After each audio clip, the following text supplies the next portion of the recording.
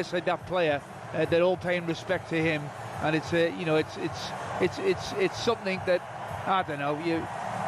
A player that can have a dreadful injury like that can pull and unite a team together, and they certainly have got that united sort of togetherness, I think, Canada. Yeah, it's an emotional, motivational team talk you can see in that huddle from Jesse Marsch, the players lapping it up to those Canadians who are going through to the round of 16. Time now for us to pick our King of the Match with Burger King. talkSPORT's King of the Match with Burger King Burger Buddies. Total tournament satisfaction delivered by the experts. Order now on the BK app. Who are you going for, Alvin? Well, it was a game really where I think defences for a large part were on top, but I've got to go for the outstanding player in my opinion. Mbakazi, he was everywhere. He made interventions. He was strong, great on the ball. He was an outstanding centre half tonight, and ended up on the losing side. But he couldn't have done any more. Alvin, thanks very much. That was our King of the Match, all thanks to Burger King. talkSPORT's King of the Match with Burger King Burger Buddies. Iconic winners delivered in the box every time. Order now on the BK app. Adam Bridge, Alvin Martin, thank you very much indeed. So co-host Canada, the first team through to the round of 16. Our first knockout game complete. And what drama we had with a last-minute winner. Don't go anywhere. Up next here on talkSPORT, it's World Cup Game Day Sports Bar with Jamie O'Hara and Jason Cundy.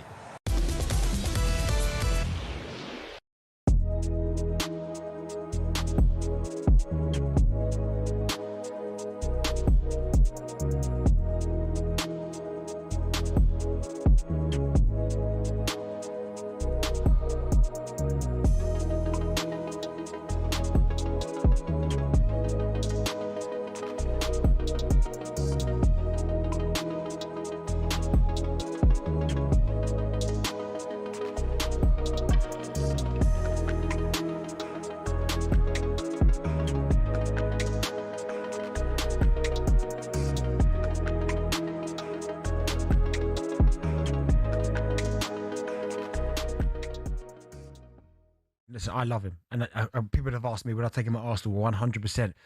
But you look at the last two seasons, Real Madrid, and then you look at the last two seasons for PSG, the two Champions Leagues. They were chasing the Champions League for so long. He moves out, they win back to back. It just doesn't look well. On Mbappe, does it? You could say that he's responsible for that, but in the meantime, when you see what Luis Enrique, the Paris Saint-Germain manager, has changed, the way the team has changed, the unity, everybody is playing for each other, they're fighting for each other, on the pitch.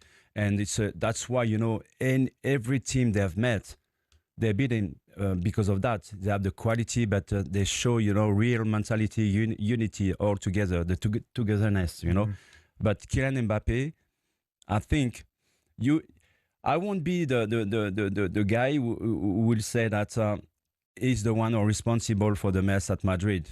I think if you have Mbappe in your team, you are in a good position to win something. Yeah. It depends as well of other players. The ego of players, in Madrid is so huge and devastating. In the dressing room. Is he the best player on the planet? Actually, yeah. I won't say that. He's one of them. Who is? This season, you're saying right now, if you're going to maybe write a list of your top 5 players, who would be number 1 best player in the world right now? I really love Olise. He's been amazing for Bayern Munich. Yeah, and the way he entered into the national team without any pressure, and the fight that he's doing exactly what he does with Bayern Munich. He plays with freedom and with creativity, and happiness. For me, is very important. You think he's the best player on the planet? I mean, Olise, you put it as a right winger, he does exactly what he wants to do. You play him as a central midfielder, he does exactly what he wants to do.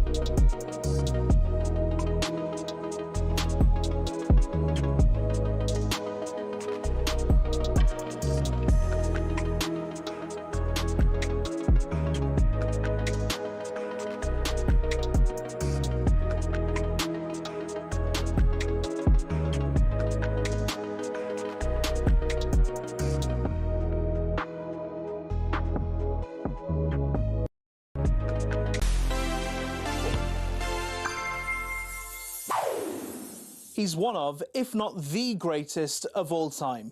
Diego Maradona led Argentina to glory in 1986, producing some incredible moments on the way. But his World Cup story wasn't all triumph and inspiration. A fresh-faced 21-year-old Maradona arrived at the 1982 World Cup as the next great hope for Argentina. But his tournament debut didn't go to plan. Argentina were knocked out early on, and Maradona was criticised for underperforming. His legend truly begins 4 years later, when, in the Estadio Azteca in Mexico City, he created outrage and infamy with one flick of his wrist, the hand of God. He punched it into the net. Peter Shilton called him a cheat. Maradona described the referee Ali bin Nasser, who missed it, as his great eternal friend. Then just 4 minutes later, he picks up the ball in his own half and starts to dance around the England team. He goes past one, then another. Can we have that music off, please? Anyway, the run ends in glory for Maradona, and just days later, he was lifting the World Cup trophy, Argentina's second, and returning home a national hero. Hopes were high for Italia 90 when he'd captained the side again, but it was bizarre. Maradona was playing his club football in Italy at the time, winning titles for Napoli, and the Neapolitans were actually supporting Argentina over their own country when they faced off in the semi-final. Argentina won that game, but lost to West Germany in the final, and Maradona burst into tears. The 1994 World Cup would be his last. I mean, even his fashion had gone downhill. He was sent home after 2 games for failing a doping test due to something he'd ingested from an energy drink. But does a Red Bull make you look like this? Maradona would never pull on the blue and white stripes again. He did come back as manager, but was sacked after they were knocked out in 2010. The goal of the century is a permanent reminder that he may well have been the greatest of them all. Before it, his ascent, and after it, his dramatic descent, only highlights the mountain peak that was Maradona's 86.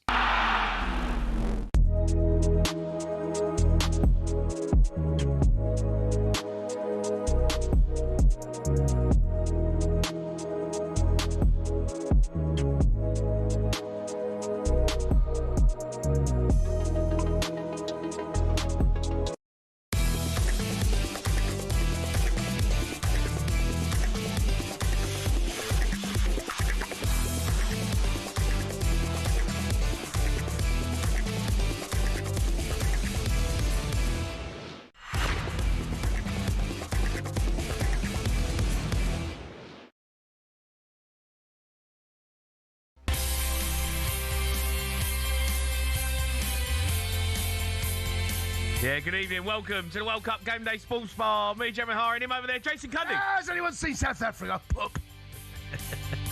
The World Cup knockouts are officially underway. Canada have just beat South Africa to advance to the round of 16. What did you make of the game tonight?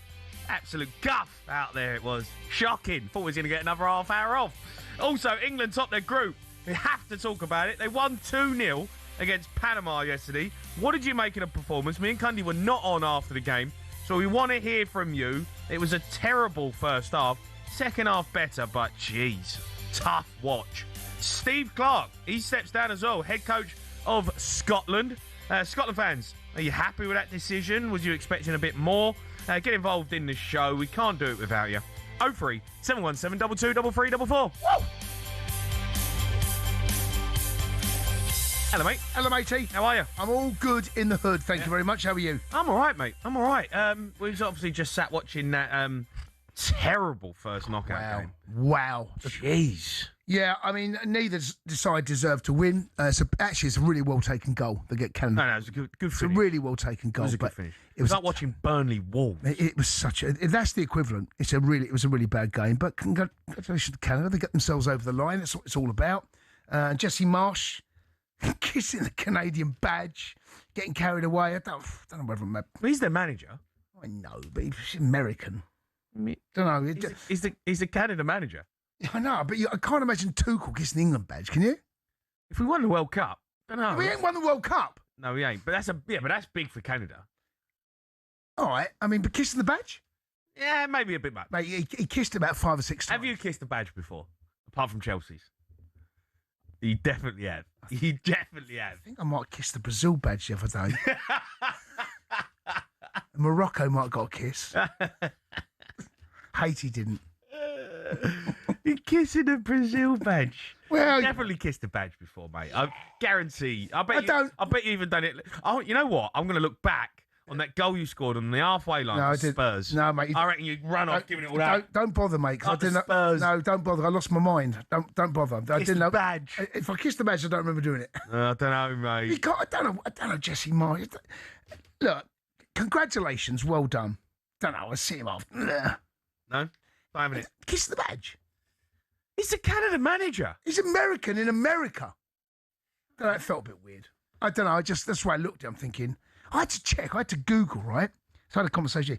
Is he Canadian? I thought it was American. I had to Google him. Yeah, he is American. Anyway, look, I don't want to dig holes in him. Well done. Congratulations. What a terrible game. South Africa, terrible. Canada, terrible. They were the better side. The best side won. No question about that. In terms of quality in the final third, very little. Really, very little. It was shocking. Yeah, but it's the first time they've done it. It's like this is a historic evening for Canada. So congratulations to them. I wouldn't mind playing Canada further down the line. Well, they're not on our side of the draw. No, Alphonso Davies come off the bench. I mean, he looked rusty, and that's putting it kindly. He did. But look, it's all about getting through at this. It doesn't. No one cares how you play. It's just about getting the job done and getting over the line. We watched England produce some absolutely terrible performances. And well, do you want to go there now? Well, do it now. Well, we weren't on last night. No. Normally, I can't remember the last time a competitive England game that we've not been on the show. But we wasn't together. You was at home, so was I. Yeah. What did you make of it? Well, I mean, the kindest thing I can say is that we won. The better side won. But, I mean, Jude Bellingham just goes, "So what quality means?" I mean, we just spoke about the Canadian game. The finish. So you have a look at the defensive header from South Africa. It's one of those headers. It's a tired header. It's he went height and distance. He's just got something on it, and he just kind of put it towards the end of the box. Brings it down. First touch is so good because he sets him up and he just naturally walks onto it. Good contact. And you think about that's the bit of quality that you're looking for that can change a game. It changed that game. Bellingham was the same. Bellingham was the same. In particular, maybe not the first goal with the corner because he's done well. There's the grappling, gets the left foot round it, but the cross for Kane. Yeah, that is. I don't understand why we don't do that more often. What, put balls in the box? Why don't we put more balls in the box? I don't get it. I honestly do not. You've got one of the best headers in the game in Kane. His movement is good. He understands. Isn't it the new way of like the modern football though? The inside winger. They don't cross the ball anymore. Well, it's always like a little link up to try and get a shot. Don't get many crosses, do you? Really? Well, but if you look, Saka comes inside. Rashford, Gordon, come inside. Yeah, but haven't you got that? That's the ball that the game has changed the last 10 years. Right foot on the left foot on the right. So you can cut. Saka does it as good as anyone. Cuts inside, drops a shoulder, and then he bends that ball with his left foot to the far post. Right? What a great last. No, I'm just saying. Why don't we do it more often? Bellingham goes to the side. So you got the player. It's the fullback that puts that ball in now. Yeah, but we can still. Okay. Wherever way you want to argue with me, put it in the box. Put it. I don't understand why we don't deliver more balls in the box. Bellingham's gone on the outside. He's done a lovely little shift to the shoulders. Done it. He gets the ball in. It's not a brilliant ball. It's a nice ball. It's Rodgers. Bellingham, isn't it? Look, for the goal. For Kane's goal. Bellingham, isn't it? I think it's Bellingham, mate. Sure. We'll have a look. But either way, whoever that is, whoever's done, it's about dropping and just getting a ball in the box and then inviting the header. Once that ball goes in, Kane then movement. He then gets in behind. That's a great move. It's a brilliant piece of movement. It's a great ball, and it's a good ball, and he makes it a great ball by getting on the end of it. Okay, here's a question for you though.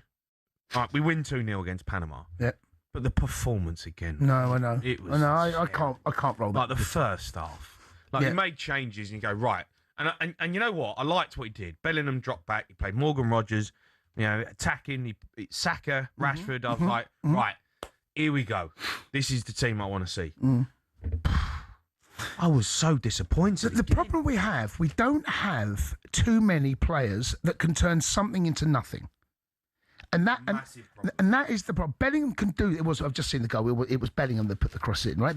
But I'm talking that he ain't done any. It's not like he's beaten 10 players, and then bang bang, and then what he's done, he's got a bit of space. Yeah. He knows what he wants to do. drop to shoulder, left foot ball in. It's a floaty ball in. Kane's made that ball a brilliant ball by getting on the end of it, movement, drop. But I've been there as a centre. I said to you earlier, I've been there as a centre half. You think you've got him, and you try to see ball and man. It's hard, and then Kane knows he can't see him, and he gets in front of him. And once that ball comes in, there's only one winner. Yeah. And it's just it's a really simple but really, really good, well taken goal. Do you think there's a bit of a problem because Ghana and Panama, we've seen? I know these two teams are not as good as us, but failed to really unlock them. Yeah, like we haven't. I'll go back to it, and I don't want to do it, but he's because he's not in the squad. Cole Palmer. Yeah. That game again last night was crying out for Cole Palmer. Yeah, it was, and I think the best thing I can say about what moving forward is going to look like, we probably won't play after Congo a side like that. So maybe it's a calculated risk from Tuchel. He understands what teams will do, sit deep. Whoever going to play, Mexico won't do that. They're not going to. I think teams are forced to do that against us because we are very good at ball. Well, Mexico, the teams in the end, you can't press us all the time. You can't. No, because eventually you go, well, they're going to play round us. So you end up like when you play Man City, you can try and press Man City, but eventually you go, whoa, hold on, we got to drop back here. That's what England do to you because we are brilliant at keeping the ball. But the problem we've got is we ain't got the players to beat a low block. Kane wants to drop in. He don't run in behind. Saka and Rashford. I thought Rashford was all right first half. I thought Rashford was effective. We're actually just watching a little bit. He stayed high and wide, and that's what you want from your wide men. But we talk about Gordon the other day. Gordon never got a situation we're looking at our monitor now 1v1. That hardly happened. And what Tuchel did, they're making the point. Actually, Nico Riley came inside. He played that role he does for Man City, playing left back, make an extra man in midfield. Yeah. We played a three at the back, essentially, didn't we, in percent? But do you feel like we're packing out the middle of the pitch all the time? And when I watch Harry Kane play for Bayern Munich, no one gets in his way. No. Everyone knows Kane controls the middle of the pitch. We need to give him space. The problem that we've got O'Reilly going in there. You've got Saka coming inside. You've got Bellingham in there. You've got Morgan Rogers in there. And then you've got Kane in. There's no space. There's no space. You've not even mentioned the opposition yet. Yeah, and then there's another 5 bodies in the middle of the park. They pack out in the middle of the park. I don't think I'm watching it. I'm going. Can't get a touch of the ball. There's literally no space for him to get on the ball. You are taking away everything that Kane offers. Yeah, and I think you're right. I think also that the opposition that we'll come up against after Congo, if we get past Congo, I'm not counting our chickens by any stretch of the imagination, but I think we'll find that the game and the pitch will open up because it's not one of those. The opposition will give us more time and space on the ball. Maybe not time, but space, because they're going to play their own way. They're not going to adjust their game to us. Congo are going to sit off. Yeah, well, of course they will. Well, I don't sit off. 100%. We're going to have the same game that we've got against Ghana. Yeah.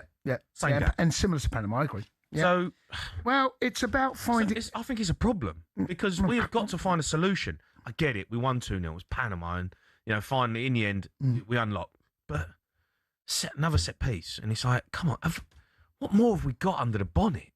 Don't know.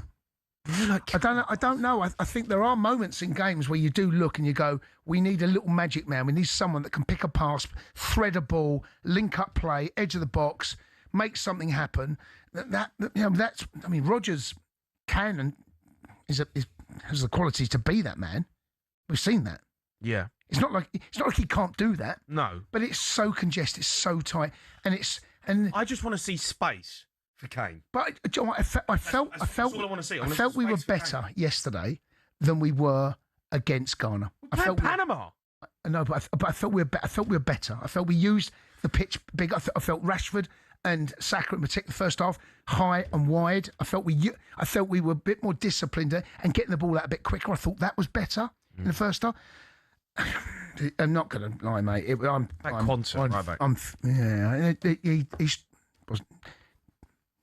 look comfortable. Yeah, it's a problem. The right back area now has become a bigger problem than. He rolled his ankle. Yeah. We don't know how bad it is. We don't know how bad it is. No. Watch it. Who are you playing at right back? Well, we ain't got any left. Well, the options are Jed Spence. Well, right? I would play Spence. And Konsa. They're not Konsa, right? Konsa. He can play out there. Yeah, no, be taking him out centre half. There you go, right? So you solve one problem, create another. Then you can bring Stones in and play him alongside Gehi. No. We need pace. It We feels need like pace. it feels like a Jed Spence For me, job. That's what we look ropey at the back. No, mate, We look that's ropey. That's something we need to talk about. My God, we look so vulnerable. We look so. There's a naivety about us at times that we can get caught on a break. How there were times in that game there where you felt the next goal was going to come from them, not us. Appearance in that game, I don't think we Didn't dealt have with. quality. No, they didn't. Well, but then We're you going to think, play against quality, though. well, Congo will look at. If I'm Congo, there's only one thing I'm doing. It's a blueprint. You're playing a 4-5-1 or a 5-4-1. That's what you're doing, and you're going to go counter attack. Simple as that. I think you got to play Spence there just because he gives you pace. I think he can get you out of trouble because we look so ropey. I agree. We look ropey at the Yeah, no, not impressive. Based on the evidence in front of me right now, I think we're quite some distance from winning this World Cup. Some distance. Yeah. All right. Well, look, we want to hear from you tonight. Get your calls in. Let's go to Michael. He's a whole City fan. All right, Mikey. Gentlemen, good evening. How are we? All right, Mike. How are you? I'm not bad, thank you. Thanks for having me on. Go on. What do you want to say? Just obviously about the football we've seen so far by England. Now, let's be real. We've had a fantastic 45 minutes against Croatia, second half. Mm-hmm. Since then, it's been passive, predictable, and from the back, it's just not working. Now, last night, or when he had Kwanzaa at right back, he looked scared to even put a challenge in. He did. And then on the opposite side, Riley's coming in, filling the void in midfield, but it's too many blokes in the middle of the park. Yeah. And when you look at O'Reilly and Kwanzaa, not once did he overlap the wingers to give him an option. It was just insane to see. Bear in mind, this is Panama we're watching. It's not as if we're playing Brazil. No, I agree. Two people I instantly think of, and this is what I know we do this a lot because you always think about what you haven't got. And I look at Lewis Hall and Cole Palmer. Trent, 100%. Obviously, as well, right? Trent, for me, I just can't believe he's not there, right? Just because of what I'm watching with England. But them players, width, unlock a defence, and I just think there's players there who are sat on the bench, and I'm just like, I'm looking at it going, what's the point of you being there? What's the point? Exactly. You're offering nothing. No, but it's not that as well. But the thing as well, Jamie, it's the balance as well, because not having even like Lewis Hall, I mean, he knows that role back of his hand. Having O'Reilly in there, look, for City, he's doing brilliant. But in that system at City, they rotate the ball a lot more than what we do as England. It's a completely different setup. And when he comes into that midfield, Kane's coming deep. They're standing at each other's toes. It's ridiculous. It was, honestly, I was watching it last night, mate, and I was like, we might as well play Harry Kane as a number 10 and play Ollie Watkins up front. That's what, because there was literally no runs in behind. No one. Everyone wants the ball to feet. There was no runs in behind. It was so congested. Harry Kane was pointless him trying to get in a hole because there was literally no space. So you might as well take a player out of there to try and give him space. But that's only way. Look, we win the game, and it's like, we can all sit here and talk about it. We won the game, but I just think I think there also needs to be a bit of a balance here about the opposition and what they're trying to do. And credit to both them and Ghana. They made life difficult for us. They made life really difficult for us. Everyone's going to make it difficult. But I don't know whether they will, Jay. I think that's the point I'm trying to make, is that I think the further you go into this competition, that the sides will set up based on what their strengths are as opposed to stopping us. I think they'll go, don't care about who you are. This is how we're going to play. And Panama have got that. They played a 3-4-3 and a 5-4-1. That's the formation they played in this tournament. Ghana. We knew what Ghana were going to do, and we failed to break them down. We got through. We topped the group. Can we have a little bit of positivity here, right? I know, because I saw the game as well. But we topped the group, right? We now have Congo on Wednesday afternoon, and then Mexico, right? Well, let's we'll see. But look, we've done the job. We ticked the box, right? No one's going to care in 3 years' time or 6 months' time if we manage to go on and do some of this tournament. No one's going to care about that. No, of course not. But it's about finding solutions during a tournament. Yeah, and I think we've struggled. There's no question about that. It's no coincidence that the game that we played the best football in, second half against Croatia, was a side that was prepared to come on to us. Yeah. It's no coincidence. No. All right, Mike, thanks for your call. Let's go to Anthony. He's a Man United fan. All right, Ant? All right, Ant? Hi, boys. Okay. I'm all right, mate. How are you? Yeah, not too bad. I just wanted to pick up on your point, what you were saying before, though, for like Palmer missing out on Foden and having someone to unlock the bench, unlock the defence. Sorry, I think we're all missing the point like Kobbie Mainoo, who's not kicked the ball. I think he could be the man. Why is he not playing? I think. But he made. I liked. I kind of got what he did last night. He dropped Bellingham back, and put on another number 10, Morgan Rogers. Like I got that. Bellingham was brilliant, right? You can't get away from the fact that Bellingham was our best player. So, do you need Kobbie Mainoo? You don't need Kobbie Mainoo. I disagree. I think you do. I think you just been saying over when in them tight areas, someone who's got a little bit of magic, someone who keeps the ball really, really well. I think Mainoo's better than Rogers in that position. I think I personally last night would rather. I think Mainoo's better than Rogers at unlocking the defence, finding that key pass. What, as a number 10? I think he can do that. I think even if he's playing as a number 8, he can do that and push on and have that licence. We've seen it at United. He can take players on in the box, create something, score a goal from time to time. I think he would have been better there if he was going to do that and play Bellingham a bit deeper. I am surprised that we haven't seen Kobbie Mainoo actually throughout this, because I kind of agree with what he's saying, that the games, who is that player that can go pick a pass? There ain't many in that midfield. Bellingham, right. But other than that, Kobe's the next one. Isn't he the next one? You feel, who's the one that can unlock in tight defence? And the game second half against Ghana, you and I had this conversation. Just like, I wonder whether it might be someone to bring someone a bit different, someone that had a little bit of variety to their passing. And Kobe, he does tick that box, but Kobbie Mainoo ain't playing. No, I mean, no. Declan Rice is going to be back. No, not starting. But I think to come on and if a game is tight, like come on and change the game. I think the Ghana game. I think there's an argument. Yeah, I think there's an argument. Maybe. He ain't starting though. I agree. He's not in the position to start right now. But to come on and make a difference, I'm surprised that we've not, or certainly not, had in the indication that he might have a role. Who else is there? Madueke. Yeah. Gordon. Yeah. Mainoo. Yeah. Watkins. Yeah. Tony. Are you? Yeah. I'm talking about attacking prowess. That Rogers, Bellingham, Rashford, Gordon. I do feel like we're missing something. Well, yeah. Well, I feel like there's something we're a little bit, kind of a little bit samey. Do you know what I mean? We're all a bit Saka and Madueke, similar type of players. Mm-hmm. Rashford, Gordon's not as good as Rashford. Eze's another one that could. Eze's another one, but then you go Rogers, Bellingham. Kind of don't know if there's enough variety. That difference maker. For example, I'm going to use this now because it's the first thing coming to my head. Cherky. Imagine Cherky being in this team now, this squad. You go, right, this is the moment for him to come on, show us something different that no one else is capable of. Open up a space. The goal that they scored, Man City scored against Chelsea. He danced across the edge of the box, plays a beautiful little disguised pass into Mark Guehi, and they score. That's the sort of ball we need. That sort of awareness, ability to beat a player, and not only when you beat the player just stumbling. It's quite funny to have the vision just to slot a pass between the two centre halves, or right there, and then the game. And do you know who that player is? Palmer. Cole Palmer. Get your calls in. You can have your say on this. 03717 22 33 You're listening to the World Cup Sports Bar on talkSPORT. Brought to you by Burger King Burger Buddies. Total tournament satisfaction. Delivered by the experts. Order now on the BK app.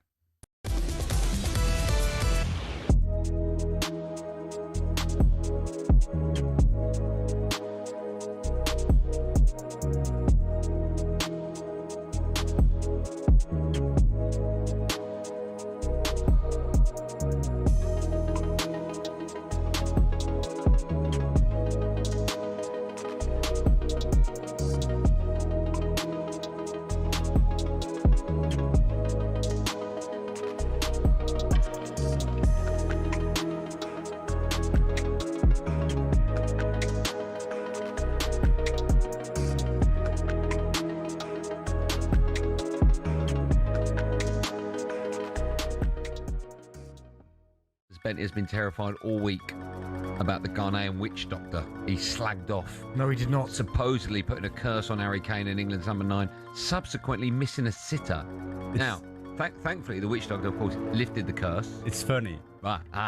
Now, there was a report in The Sun that you, Emmanuel, were cursed by a witch doctor. It's Senegal. Ignored it 2002. and got injured. Yeah. Tell me about that. Yeah, before the World Cup in 2002. No, after the World Cup, actually, because we went out very quickly, during the World Cup in Asia. And when I came back, I was in holidays in south of France, and I had a friend, he was selling watches, on the beach, and he was expecting me. He was waiting for me for days, and then when he saw me, he came to me straight away and he said, "I'm so happy to see you because I have something important to tell you." And I said, "What is it?" And he said, "You have to be very careful because you have how can I say that? A curse, yeah, on you, and you have to follow exactly what I'm going to tell you." And I said, "What is it?" He said, "You have to go in Africa and you have to buy a cow and you have to kill it, and you have to follow."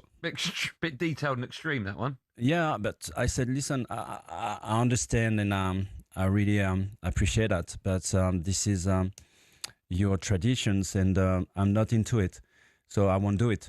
And 6 months later, I had to stop. But is it coincidental link? I won't say that. So what happened to you? You got injured. Yeah. And they cut my leg in 2 parts, so I had to stop playing football. Did you get injured kicking a cow? No.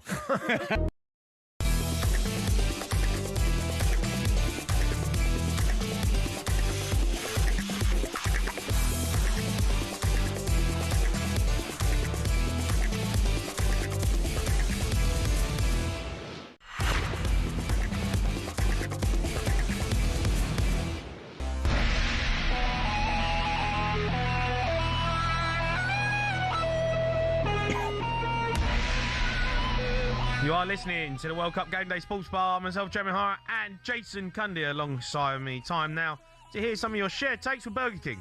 Shared takes on talkSPORT with Burger King Burger Buddies. Total tournament satisfaction delivered by the experts. Order now on the BK app. Let's go to Ryan. He's a Palace fan. All right, Rise? Good evening, gents. How are we doing? All right, Rise. You? Yeah, very well, very well, very well. Come on in. What do you want to say about England? It'd be nice if we can get that numpty that was on the other night that couldn't understand when Jason was trying to explain to him about Rashford being an impact player. Because last night you could see that Jason was spot on with that one, because I felt that Rashford was good in the first half, but in the second half he was trying far too hard. There was a couple of times he had the opportunity to put the ball across.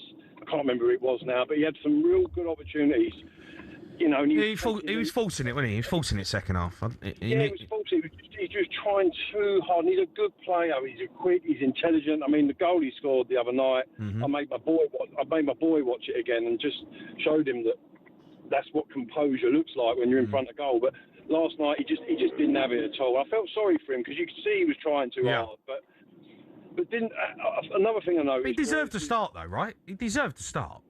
He deserved to start. He did definitely, because the other two weren't doing it, were they? No. So he did have a start. He did, but something's not quite right. And I think what I was saying earlier, Roy Keane, I think, hit the nail on the head, where he said Tuchel doesn't really know his best 11 yet. Maybe because he's chopping and changing the wingers at the moment. It's not working. But most people will know that when you play at any level, playing against a team that just doesn't push back and just then 2 banks of 4, it's hard. It is hard. No, and I think Jason's right. Again, I think as we progress, if we progress, we've got another hard game coming up, haven't we? It could be more of the same, couldn't it? No, I think it will be. Brace yourself. I think it will be. Yeah, exactly. Brace yourself. No, I tell you. But that's why I think we've got to think a little bit outside the box, right? The number 10s, I'll bring on another number 10 and, same again. It's like, is there not an option to try something different? Drop Kane into 10 and play Watkins up front. I don't know. Cundy made a good point about the squad. It's very samey. The squad feels very much the same. Sub comes on and it's like, it's just a different player doing the same thing. What did you make of Eze when he come on? I thought he got involved. I think he didn't look out of place. He shouldn't look out of place. He's a top player, but no. But it's fresh for him. It's all new at the end of the day. But I think what you said then about finding something different. We've left them at home.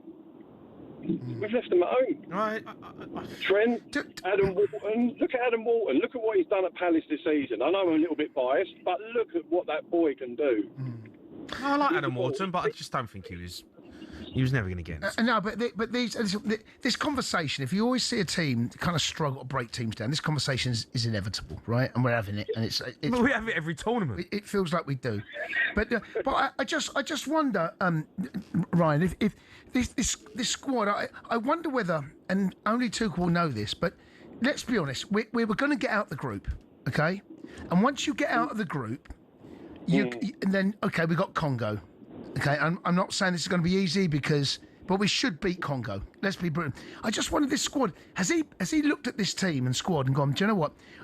I'll need less of those players to break a defence down the further we go into the tournament. I think what we'll find then, we need pace. We might become a little bit more of a counter-attacking team. We might then, there'll be more space in which to, like the first half, Rashford saw lots of the ball, and actually I thought he did really well. There was that chance where he cuts across the edge of the box and drills it. I wonder whether Rashford ran out of ideas a little bit. Second half, he looked a little bit drained of ideas, and whatever he tried hadn't quite happened. Even though I thought he played pretty well first half, but I think when you look, saying is the team's built for the end of the tournament. I wonder whether. I'm looking at how do you explain? He knew, like we all knew, that teams are going to play like this against England. When we get to the latter stages, less and less of this will happen. Less and less of this. That's a good point. And just when then you look at this, what he's built. Look at why didn't Lewis Hall go? Because he's been one of the best left backs in the country. Well, he can bring Jed Spencer. Why? Because he's an absolute athlete. Your pace out in wide areas to burn.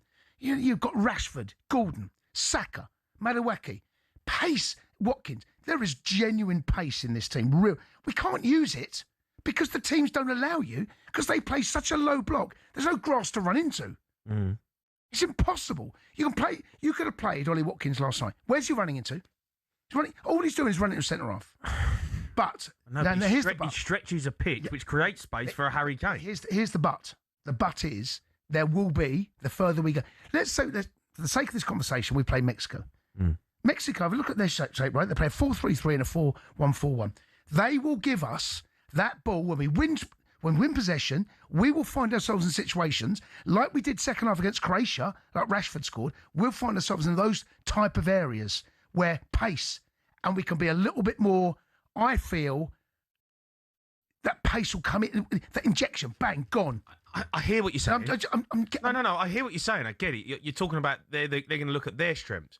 But they're going to study England, right? Everyone's watched England. All these teams are going, right, what are England doing? Yeah. Because like what we've done with France and Spain, we've all watched them, right?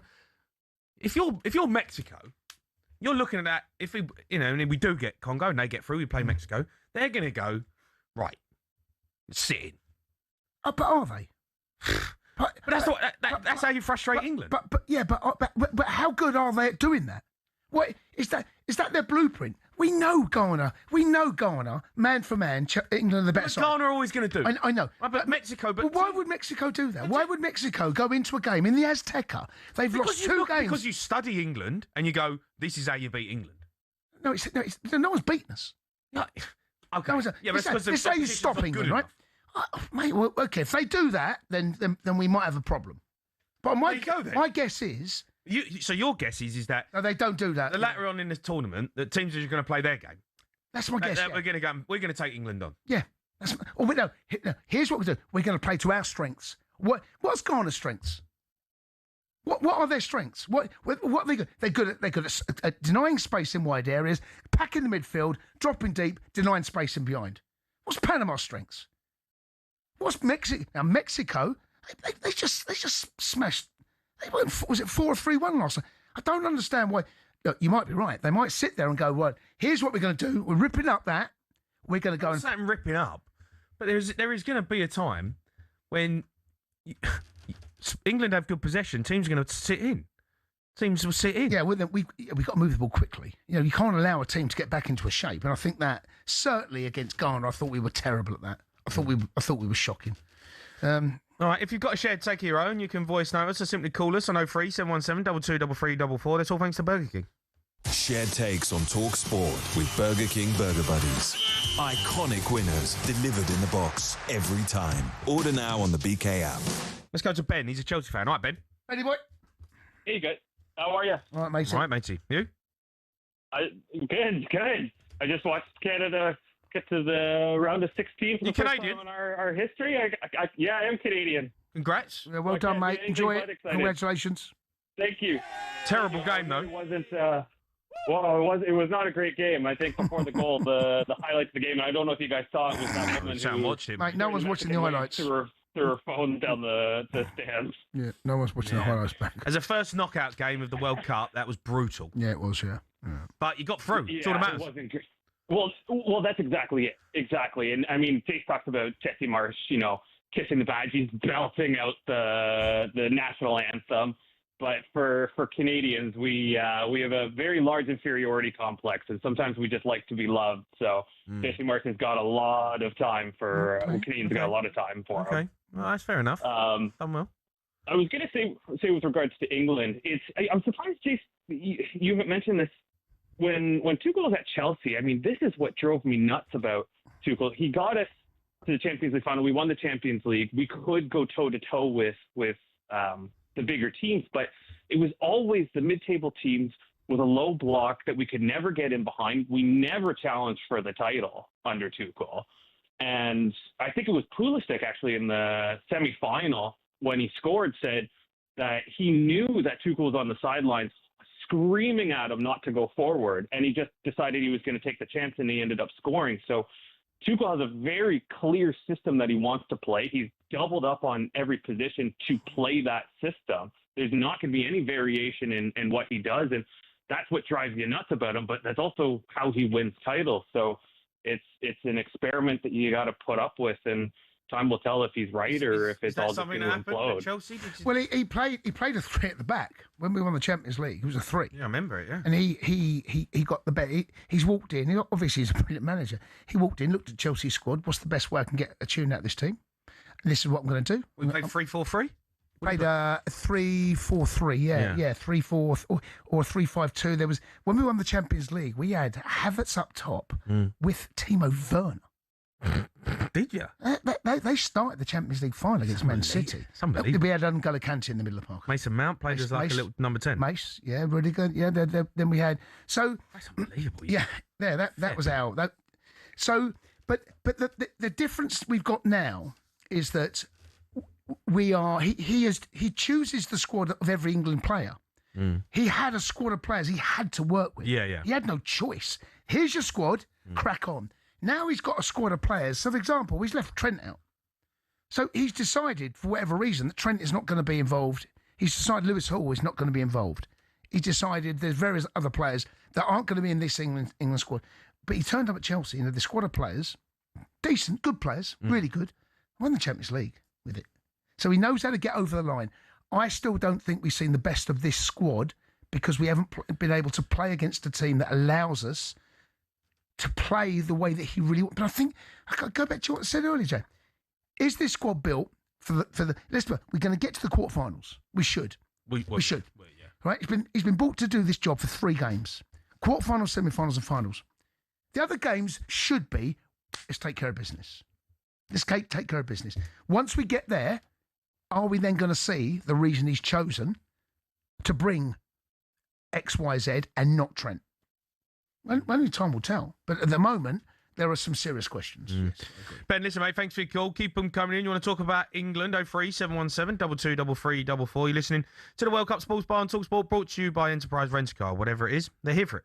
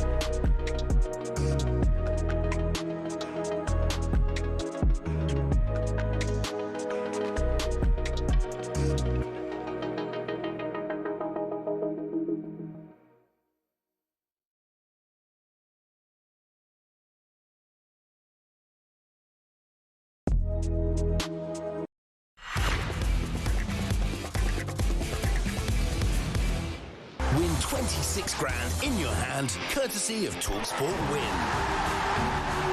Yeah, want the chance to win £26,000 tax-free cash to celebrate the 2026 FIFA World Cup. We're giving away big bucks. Funds this summer. Enter right now. Head to talksportwin.com to enter and for T's and C's. We're taking calls on that England performance last night. 03 717 22 3344. You were just looking at Congo's the game against Portugal. Yes, 3-1-1. So similar kind of setup to how they'll probably play against us. What was it? 5-3-2. Jeez. 5-3-2. We got Visser up. There was a couple of players. Two in Zabu we know he played the centre. Wan-Bissaka we know very well, and Visser, of course. They're the three names that five at the back. Five at the back, and Portugal had Neves, Vitinha, Silva, Fernandes, I remember the Pedro game, Neto, and Ronaldo. And they drew 1-1. I mean, they took the lead early, Portugal through João Neves, but they managed to get themselves back in it through Visser. And it's going to be rinse and repeat. This one, they're going to see exactly the same against Congo as we've seen the last two games against Ghana and Panama. We're going to see a similar, and I don't blame them one little bit. No, I've got no. And patience is going to be the name. You got to accept it, right? Yeah. You're going to play against a team who know they're not good enough to take you on. No, but good enough. But they're good enough to get a draw. Good enough They're good enough to get some frustrate you. Yeah. And make it hard for you. Well, this is knockout football now, of course, right? So that ended up a draw. That's fine. That's a group game. Then, but this is going to be a game where the longer they stay in it, Congo, the longer they're in the hunt, in the fight, this will be a tough game. Let's go to Tom. He's Arsenal fan. All right, Tom. Right, Tommy boy. You all right, boys? Right, mate. All right, Tom. You all right? Yeah, I'm good, mate. So I was, I've been listening to you, and I think personally, the defensive side of things were a bit lacking out on, and even midfield, in all fairness. And I know Jamie's going to hate me the most for saying this, but I think we should have brought Lewis Skelly because it's only because I just personally think because he, I don't know, explain, he can turn the players. I'm not saying the players like Lewis Hall or Jed Spence or anything like that can't do it, but we can go more into a back three. We did that last night. Yeah, I even like midfield. I think we lacked out last night on Declan Rice as well. I know it sounds biased because I'm an Arsenal fan, but this is what I'm saying. You didn't need Declan Rice last night, though, did you? No, I don't think so. But even then, I don't see who did we play in midfield again? Anderson and Bellingham. Was it just them two?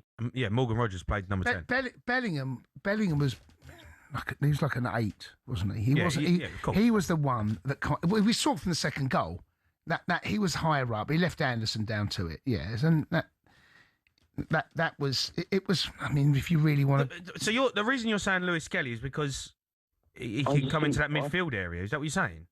But I think the problem we've got is width. I think we're putting too many players in. We don't overlap. We don't have overlap in fullbacks. No, that's what I'm saying. We don't have them. We don't have what them. I mean. I think there's certain times I think we should start it's going to sound stupid, but starting a Tony or a Watkins over Kane, or even putting Kane in midfield, playing him as a cap. Tom. What? You're not playing Tony over Harry Kane. No, but even Panama, the little games. What do you know mean? what I mean? We needed to get a result. Yeah, I know that, but if you look at certain even in normal club teams, the FA Cup games, you play the younger players or stuff like that. When we had Panama or even when we played Brazil, then do a Harry Kane, right? But Tom, in this Tom, what are you suggesting? Yeah. Are you suggesting that we start someone different? Yeah. Well, not Tom, Harry Kane. No, or even go to two strikers. Try two strikers. Play a 4-2-4 or something. 4-2-4? Yeah, play a little 4-2-4. It's not FIFA. No, I know, but...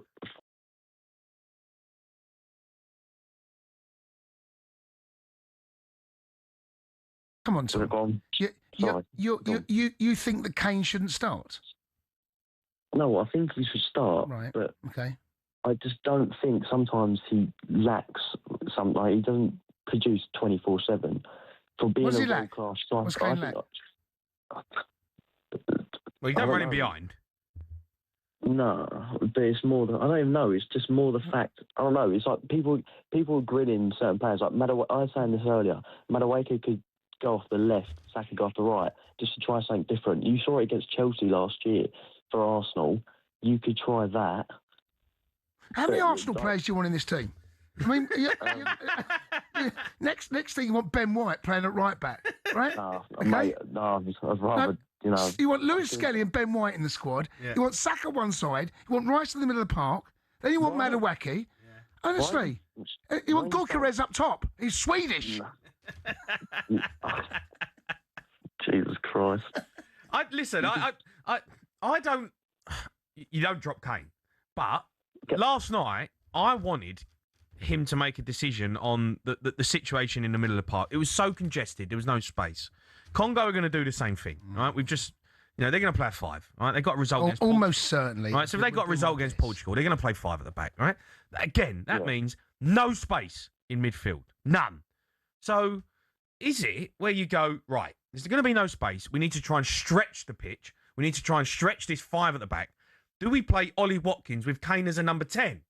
And you play, and you play Bellingham and Rice or Bellingham and Anderson, whoever, But you allow Kane to be the only player in that number 10 role, which gives him a bit more space, a bit more freedom to go and get on the ball, because that is his game. He does it at Bayern Munich. They don't bring players into the middle of the pitch at Bayern Munich. They let him have the space. But when England play, all I ever see is people in Kane's space. He's our best player. Jamie, could we not try having Kane in the 10, right, and then having Rashford up top? I don't know why you're trying to break it. It's not about breaking it, Chase. It's about finding a solution for the problem that we find ourselves in when we can't break a team down. I know, but it's just why? When has ever Rashford played down the middle under Tuchel? I just don't see him doing that. He hasn't.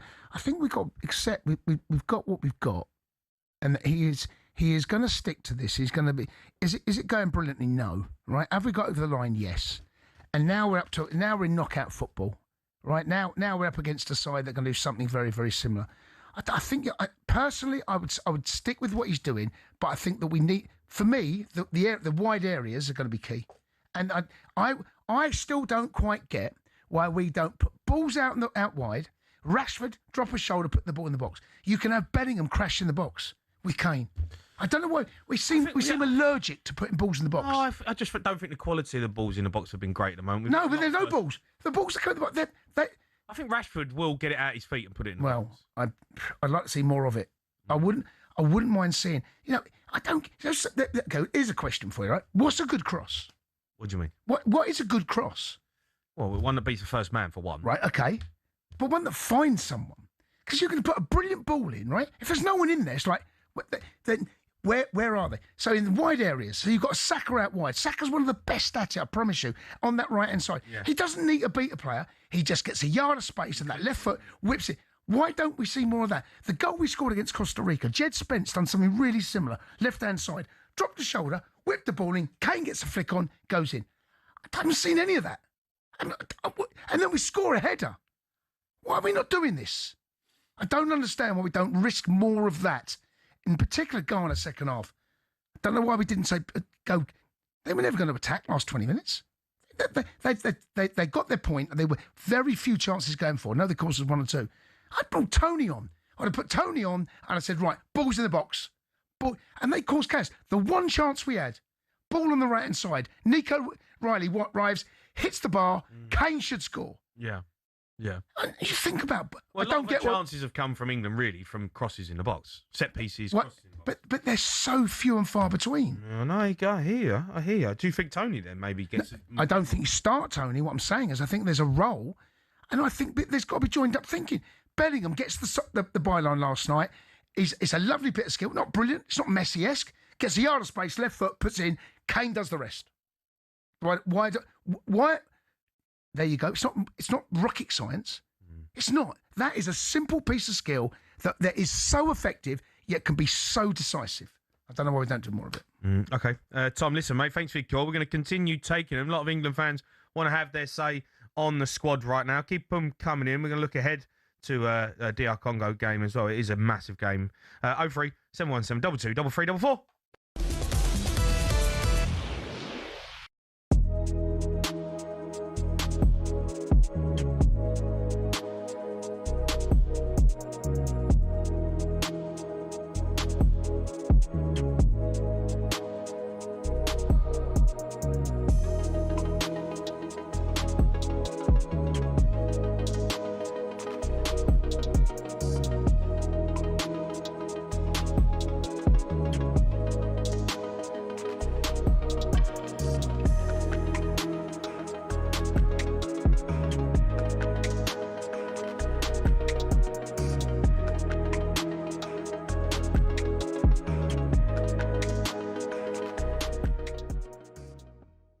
Manchester City have agreed a £116 million deal to sign Elliot Anderson from Nottingham Forest. The fee, as you might have guessed, is the most ever paid for a British player and represents a new record for Manchester City. He's 23, Anderson, and has now been given permission to undertake a medical right here in New York today, with the deal subject to the finalising of personal terms. You would think that'll get done quick style. Alex, Elliot Anderson, this is a remarkable rise, isn't it? Certainly is, when you think that he went from Newcastle to Forest for a relatively modest sum. I know Eddie Howe at the time didn't particularly want to cash in, but obviously they had issues with PSR. Yep. It's interesting, the figures. City side are saying 116 million. Forest side are saying actually it's nearer to 130 million. Either way, it's a record, as you say, for a British player, potentially a Premier League record fee, eclipsing what Liverpool paid for Alexander Isak this time last year. I was speaking to a couple of ex-players at the darts last night, and we were pondering, if Elliot Anderson is really a £130 million player, how much would someone like Paul Scholes be worth in the current market? I think he's a terrific player, Elliot Anderson. I'm not sure he's a £130 million player. Well, sure. He joined Forest, as Alex says, from Newcastle in a £35 million deal in 2023. So, not so long after that, we've now arrived at 116 million. Well, brilliant business for Forest. If I'm going to my chairman and I'm going to buy him, let's say, I've got my Manchester City head on, and the figure's up near 130 million, I would be very uncomfortable paying that sort of money for him. I think he's got a lot of potential in front of him. As he stands at the moment, he's a very good player. Top quality, world-class, 130 million, I'd be nervous, especially when you see, and it's no relevance whatsoever.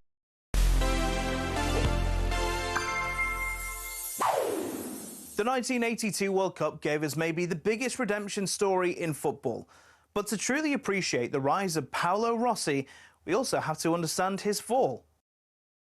4 years earlier, in 1978, a 21-year-old Rossi was the next big thing in Italian football. His poacher's instinct in front of goal earned him a reputation, and he was constantly surrounded. Despite that, Rossi scored 3 goals as Italy secured a 4th-place finish. Then, in 1980, Italy was rocked by one of the most famous match-fixing scandals in football history, Toto Nero. It started when a market trader in Rome approached a restaurant owner whose venue was popular with professional footballers. The plan was simple: run an illegal betting operation where the public placed bets, not knowing that the players who ate at the restaurant were getting a cut to deliver certain results. The house and the players would always win. And it was all being run out of a Roman eatery. When a whistleblower went to the police, though, Rossi was suspended from football for 3 years. He consistently denied being involved and eventually had his ban reduced to 2 years. That allowed him to join Juventus for the final 3 games of the 82 season and win Serie A. And in those 3 games, Italy manager Enzo Bezzo saw a spark. Rossi was included in the World Cup squad and then the starting 11. In the groups, he did nothing. No goals, no assists, and the Italian public was begging for him to be dropped. Bear in mind, he played the likes of Peru and Cameroon and OK, Argentina. By the way, spot the very young Diego Maradona. Then, out of nowhere, he got a hat-trick against Brazil, another 2 in the semi-finals, and the opener in the final. Not only did he lift the trophy, he won the Golden Boot and the Golden Ball. It was maybe the biggest one-tournament turnaround the World Cup has ever seen. The whole story is so gloriously Italian, and considering he never played in a World Cup ever again, maybe it's one of football's greatest fairy tales.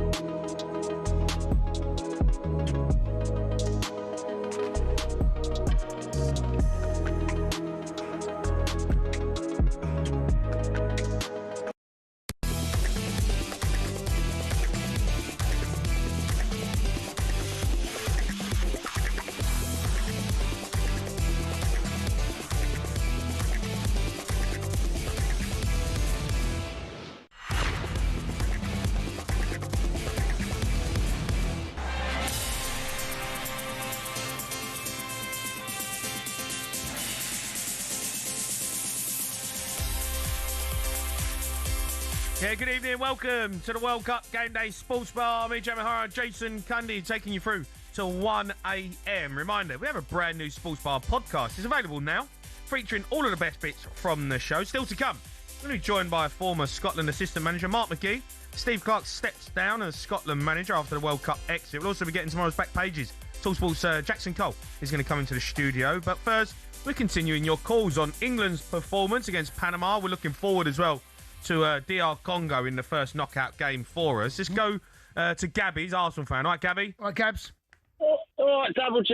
All right, matey. All right, Gabs, how are you? Been a while, been a hot minute. I haven't spoke to you since the Premiership final, but we won't talk about that. What about the Champions League final? What happened? Oh, listen, let's just say we were there, Jay. We were there. We might have done it, but we were there. We were there. There's no point being there, mate. Were you there? Oh, come on, you're bridesmaid, did it, Cundy? At Wembley for the last 7 times, bro. No, Come mate. on. We got 2 of those bad boys. Don't worry about that. Don't worry. 2 stars on your chest. Two, Listen, yeah. you two. Go on. Months and months you were saying about Arsenal stinking the place out. That's what England are doing. England are stinking the place out, lads. I know, but England are better than Arsenal, aren't they? Oh, listen, they're nowhere near going to win trophies like with Arsenal next decade, mate. I'm more interested in England in 4 years' time when Max Dowman's on that pitch, mate. Then we will have someone that will be able to turn. I was another Arsenal fan. Another Arsenal player. But he is going to be our Yamal. He's going to be our Messi. I'm telling you, lads. So we've got Lewis Skelly, we've got Ben White, we've got Madawaki, we've got Saka, we've got Max Dowman, we've got Rice. We've got Raya in goal. Ranieri, is he going to get a game? I mean, who else do you want in there? Listen, do you know what? Rob Holding's still available. Tony Adams, bring him back. Bring Big Tone. Seaman in goal. You're right on top.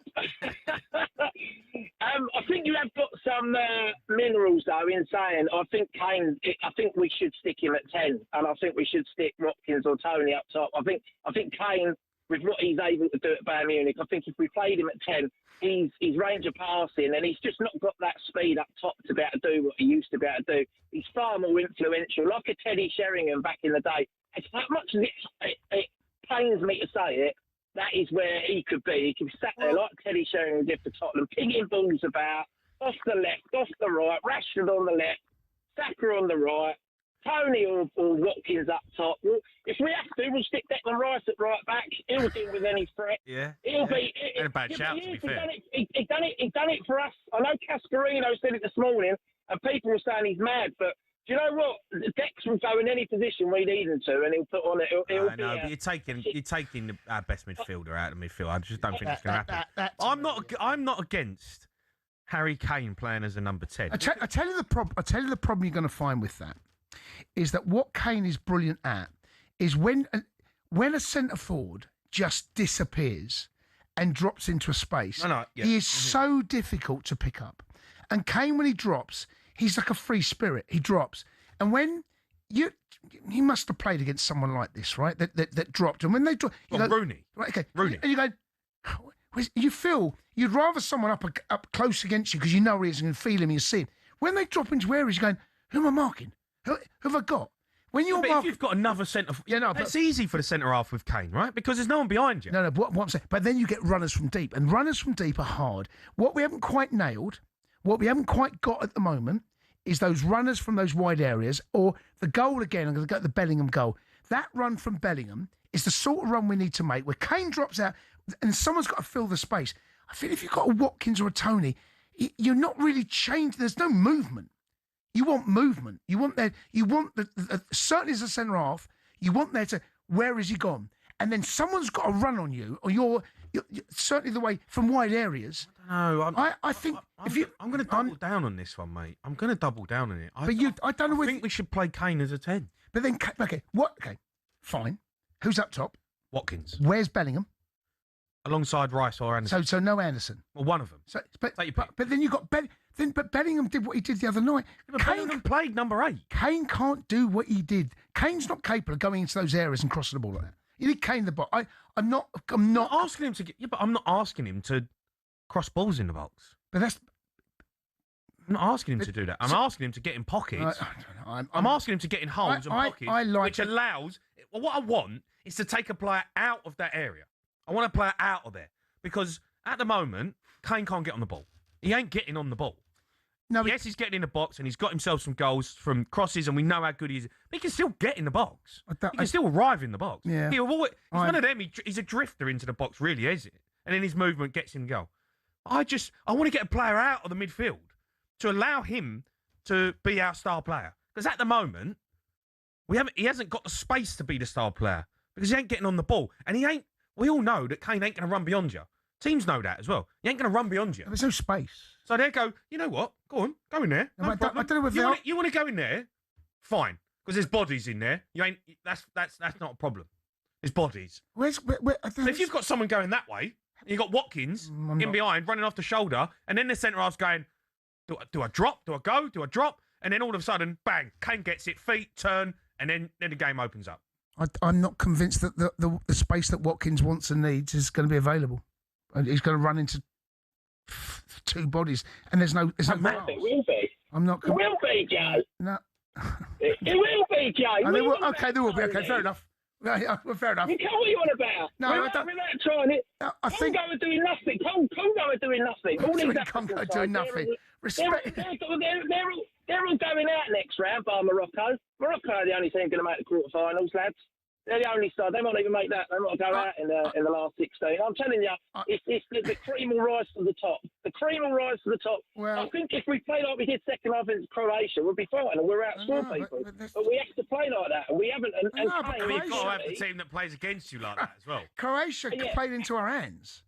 You know, and Kane was guilty of a chance late on against Ghana, and usually Kane 9 times out of 10 would put that ball in the back of the net. We might be having an entirely different conversation because we might have been on 9 points and we'd be sitting there going, well, actually, we've got 9 points. I think we'd still have the conversation, even if we did have 9 points. Maybe. We all watched the Ghana game. Maybe we would, but it would feel a lot different. I still think the wide areas is how it went in a shape that we're going to face. I think move the ball quickly, move it wide. I mean, Man City come up against this a lot. I mean, Chelsea do a lot. But the teams... And what do they do? They sign Ryan Cherky. Yeah, I know, but I've seen Chelsea come up against them. Honestly, it's so dull to watch. It's pass. And why don't move the ball quick enough? It's so laborious and boring. Don't move it quick. When you move the ball quickly and you use the width of the pitch, that's how you break. And it might not be the first pass, second, third. It might be the 10th pass that you get a bit of space. And we need to move it quickly. All right, Gabby, thanks for your call. Let's go to Nabil. He's a Liverpool fan. Nabil? Right, Nabil. Hi there, lads. How you guys doing? Yeah, good, matey. Go on, what do you want to say? Yeah, just, I know it's only 3 games in, but I just feel like all our deficiencies have been laid bare. And I look at a team like France and the options they have, and I just don't see us going through. And it's going to be another turgid game against Congo. We'll beat them maybe 1 or 2-0, although I watched the Congo Uzbekistan game, and they've got Wissa scored a good goal at the end, and they're going to be tricky like Ghana were. And I'm annoyed that I've allowed 45 minutes of that Croatia game to get me all excited and thinking that maybe this is going to be it. I know. But like you guys said earlier in the show, all our players, it's all the same. And the point is, I think if we're going to be a moment's team, and we're going to rely on Jude Bellingham or Harry Kane to pull us out of the fire, we should have loaded up with more moment players like Cole Palmer, like Trent, like Phil Foden. Look, I'll put it out there, even of Rio and Gamboa, because I remember everyone was laughing when Sven took Theo Walcott, and the rationale was, he's something different, no one's seen him, and you might have an impact. Whether he started or not, we don't know. But having that type of threat in the squad, look at our players coming off the bench, and it's all the same. And look, on the Trent argument, it's unforgivable. Looking back at the squad, Tino Livramento, injured all season. Yeah. How was he selected? Anyone thinking Reece James is going to give you a tournament is nuts, because the guy's made out of biscuits. And now we've got options like Trevor Chalobah and Gerald Quansah. Just, Quansah got injured. And Quansah got injured. And look, if you're talking about, get players with versatility, could play in multiple positions, why wasn't Joe Gomez there? Why wasn't Curtis Jones there? Players who have experience, who have played in the top games, in big games, who have won titles, and, you know, are reliable. Listen, I'm with you, mate. I'm with you. I'm with you on this one. We've really missed it, and I'm really annoyed. And look, but as Cundy said, and he may be right. At the moment, I don't agree with him. I think we should have took more creativity, like a Palmer, like Trent. Yeah. You know, when we're seeing the wingers, you know, get to the byline, come back, goes back to a fullback, and then, you know, who do you want if you're going to pass the ball back to a fullback to put in the box? Who's the best right back to do that? Trent. Like, there's no question about it, right? He will put the ball on the button. He ain't took him. Cole Palmer will change the game. But Cundy might be right. This team is built for the latter stages of the tournament when you play against the France, when you play against a Brazil, who are they going to come at you? And we've got athletes, and we've got, you know, pace, and we've got athletes, but you play. Sorry, but we're playing against elite teams. They're not going to just allow us to just counter them. You know, I think this rationale. These top teams have got top defenders, and they're managed by brilliant people. I'm not saying Tuchel's a top manager, but look, this, you know, it's no coincidence that the teams that have won titles have been managed by managers of that same nation. I'm not going to go out and say that Tuchel's not passionate and all that, but I think to win a World Cup, it's not just about tactics. It's about emotion. It's about passion. It's about unpredictability. It's about moments. Yeah. And we just don't have that squad. I mean, he picked the team as if you're going to build, like, challenge for the league or something like that. A team that's, you know, strength in depth. But in these tournaments, it's about moments. It's about magic. And I agree, but listen, we can blame Thomas Tuchel, right? We can, and we can, you know, and we might, if we go out, it will be a talking point, right, about Trent and Palmer. Yeah. But who's really to blame for this? Cole Palmer and Trent, because they didn't perform. Because they were in the squad. Cole Palmer was a star player for England, but he's not been picked because he didn't perform. Yeah, but look, okay, you say that, but a lot of the players who have been selected haven't had, like, amazing seasons. I mean, Saka, no, but I know Saka. Saka won the Premier League and he played every week. But they didn't. Arsenal did not win the title because of Saka. They won the title because of, you know, set piece FC. And if we're going to line up like that, I mean, I'm not saying Saka's not the solution. Saka's a great player, but he's not the same player as he was 2-3 years ago. Let's be clear about that. And the fact is that, you know, Noni Madueke, who was the backup to Saka, is starting games ahead of him, says it all. Well, Saka was we have two. Our World Cup depends on two players, and that is not going to work when you come up against a team like France that has Doué, Elise, Dembele, Barcola, Mbappe, and all those players I've named give you something different. I know, but all of them players that you just mentioned were performed this season. They was all top draw for their clubs, every one of them. The reason Cole Palmer didn't get picked ain't because he ain't a great player, it's because he didn't perform. And so he left Thomas Tuchel in a bit of a position to say, as a Chelsea I'm not going to take it. I've got to be honest, right? If you ask me honestly, does Cole Palmer deserve to be in this England squad? The simple answer is no. He doesn't. His form has tailed. He's dropped. It's undeniable. Well, he's got magic in his feet. He does, but that. Yeah. But the argument can be won by Tuchel by saying, "Give me the evidence in the last 18 months, a year. Okay, let's say a year, and the evidence isn't there. The evidence is not there. He is not that same player. I mean, same with Foden. I think what we're kind of missing a little bit, just listening to you two talk there, I think that a conversation needs to be had about us defensively, because even though we are more than capable, as we've shown, of being patient and you know, eventually getting a chance and scoring with Kane up top, because there's always a goal in us, right? There's always. My concern is, defensively, we are worse than I've seen us in a major tournament for a while. Yeah, I agree. And we look so vulnerable last night. We look so capable of conceding a goal, and how open we were from one pass. It's not like they've broken us down by a lovely bit of skill, moved the ball at the right hand side, beat 2 or 3 players. It's like one pass, and they're in, and they look like they're going to hurt us. That to me is a bigger conversation piece right now than the other end of the pitch. We look so fragile. Yeah. Nabil, listen, thanks for your call. Keep them coming in. We'll squeeze some more on. We're going to be joined by a former Scotland assistant manager, Mark McGee. He's going to be discussing Steve Clarke. He stepped down as Scotland manager. You're listening to the World Cup Sports Bar on talkSPORT, brought to you by Burger King Burger Buddies. Iconic winners delivered in the box every time. Order now on the BK app.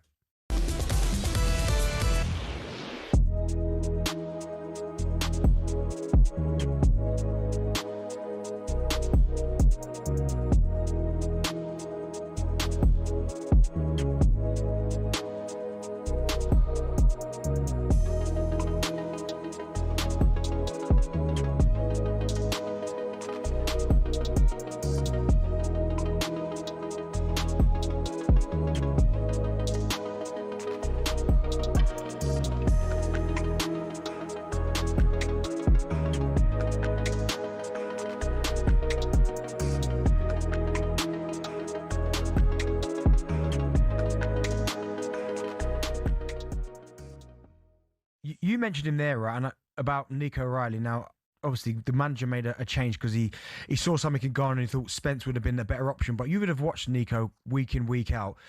Does it faze him, whoever he's playing against, however quick they are, strong they are? Is he just the perfect left back in terms of playing against anyone?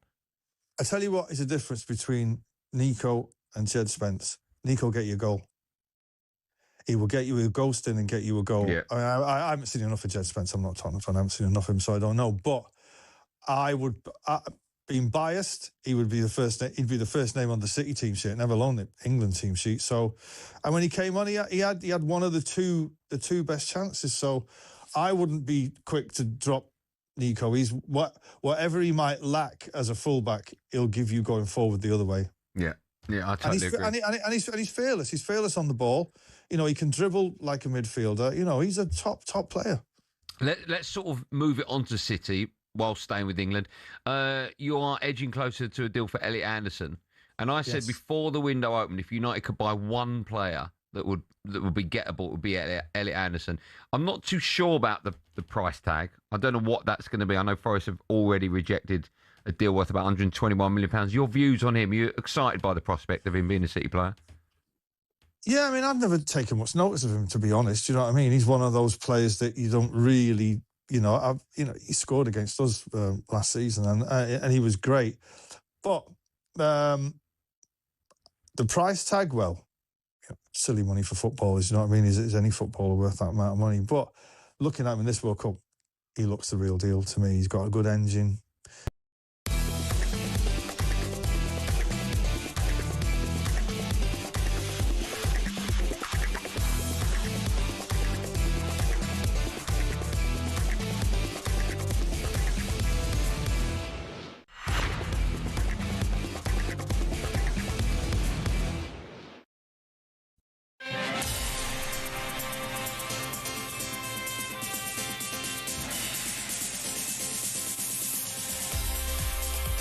Keep your calls coming in on the World Cup Game Day Sports Bar 03 717 22 3344. We're going to be getting Mark McGee on to have a chat about Scotland in just a few minutes. But let's go to Gaz. He's a United fan. All right, Gaz? All right, Gaz. Gentlemen, good evening. How are you? All right, matey. How are you? I'm getting hungry listening to those Burger King adverts. Yeah. No, mate. Get the old double whopper. Get on the app, matey. Listen, just a quick one before I get into it, lads. Jason, congratulations on all the work for charity. Fair play to you, pal. Mean that. That's very kind. What charity are you talking about? I don't like saying the word, but the cancer charity you're doing the work for. Okay. Yeah, no problem. Fair play to you for that. Look, I must say, the fellow that came on before saying about all the Arsenal players for Arsenal made me laugh. One thing that gets me at World Cup time, we got your rivalries, obviously, in the studio. But one thing that really gets my goat is I'm a big United fan, obviously. You've got your own teams. You don't just stick up for your own players at times like this. I want Ben White. I want Lewis Skelly. My God, is he for real? There are better players than players that play for your own club, sort of thing. Do you know what I mean? Yeah, but look, it's a bias, isn't it? And look, Lewis Skelly ain't a bad shout, by the way. I mean, I like Lewis Skelly. Lewis Hall. Lewis Hall. Lewis Hall. I mean, for me, I think we should have took Lewis Hall. Yeah, I agree. 100%. I thought he was fantastic for Newcastle. I don't know why. And again, gives you something different. He's a marauding left back, which I don't think we've got. Lewis Skelly is a player that I like, and he can play in that little area. Gets in midfield. It's a bit same as Nico O'Reilly, though. It's another same player, isn't it? That's where I think that's my problem with the squad. I'm not saying he's got it wrong. My problem that I've got at the moment is who's the player? Where's the players apart from Kane and Bellingham who are going to light this tournament? Are going to do something different? Who's going to change the game? Who can you go? He's going to do something for me. He's going to get me out of a hole, like the game against Ghana, the game against Panama. Who's the player? Right, we've got Bellingham, we've got Kane, but Kane has found it difficult. Okay, Eze, yeah, maybe. Possibly. I know I've just said about my sort of, you can't choose your own players, but I've watched a lot of Arsenal last season, and like every United fan, hoping they win the league for obvious reasons. I didn't think much of Madueke all season. For him to start over Saka and over Rashford's kind of a bit strange for me, but look, I don't get paid big bucks like Tuchel to... I think Madueke has started over Saka because Saka's not been fit.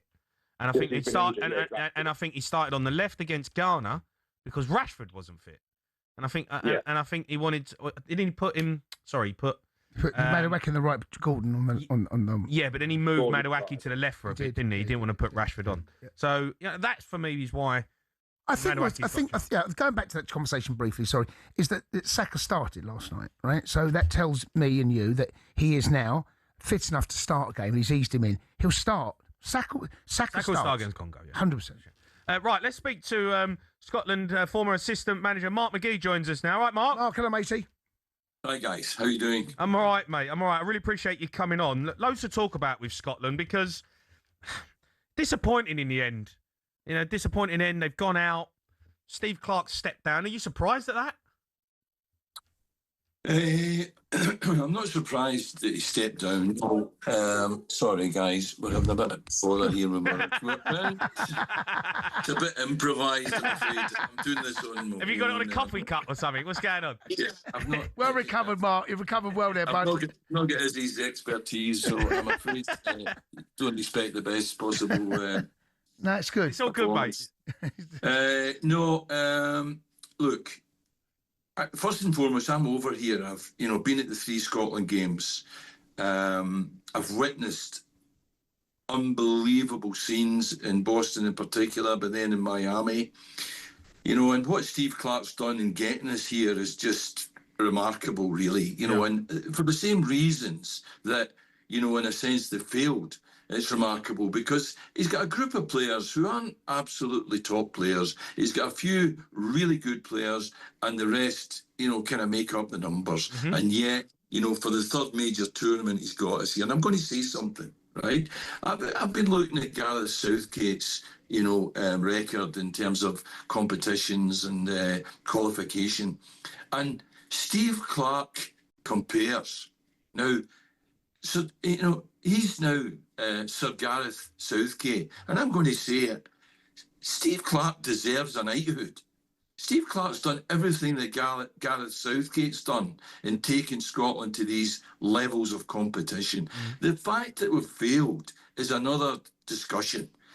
As managers, you guys have seen it so often, we get to a point where we run out of stories, we've used all our stories, we run out of tricks, and sometimes there's nowhere else to go. Sometimes there's nothing else to say. So it's time then to give someone else a chance. And I feel it's a little bit like that. But they should be building a statue outside of Hampden to Steve Clarke, and they should be absolutely honouring the job he's done for Scotland over these last 7 years. Mark, I have to agree with you, to be honest. I was a bit disappointed that he stepped down, and maybe we'll find out the reasons why he did. But I hope he hasn't stepped down because of pressure in terms of them thinking, you haven't done enough. Because I think he's done a brilliant job. And I know, we can mock Scotland and and all that about not getting through in the major tournaments, but I think he's done a great job. Where does Scotland go after Steve Clarke? Because as you said, you've got some really good players, but a lot of the players are bang average. I think the squad is limited, I think the disappointment in this competition was that we knew we were going to struggle to beat Morocco and Brazil, but we expected a little bit more against Haiti, and that's no disrespect to Haiti. Were all right, they're athletic, they're competitive, went on and shown that in the competition, scored 2 goals against Morocco, which Scotland couldn't do. But, we felt that the performance, I think most people felt, was a disappointing thing. The result was one thing. They needed more goals to have any chance of qualifying. They needed them against Haiti. But the nature of the performance was disappointing. But as I say, that's 2 different things. The performance in this competition and the qualification over the last 7 years for 3 major tournaments. Mm-hmm. And the joy that that's brought, not just to the punters that were here, the Tartan Army that were in Boston and Miami, which, I brought my young son Archie over with his pal, and they went to the one in Miami, and it's like one of the biggest moments, and it will remain one of the biggest moments in their lives, to see Scotland play against Brazil. My goodness, it's unbelievable in a World Cup, and all those punters have seen it. And the other thing it's done is it's allowed the Scottish Tartan Army to kind of promote Scotland. You know, the good that this has done Scotland is immeasurable. You know, it's really, the reputation of Scotland has been so enhanced by the performance of the Tartan Army as against the performance of the team necessarily. And Steve Clarke deserves the credit for that. And as I say again, I would call for Sir Steve Clarke. I really would. Yeah, listen, there's no doubt about it. He's left Scotland a far better place than when he took over. Mark, the question I want to ask you is, though, looking back now with hindsight, and it's very easy to ask this question, even easier to answer it, I'm guessing, or maybe not. What do you think Clarkey would do differently now, looking back on those 3 games, that would improve Scotland's chances?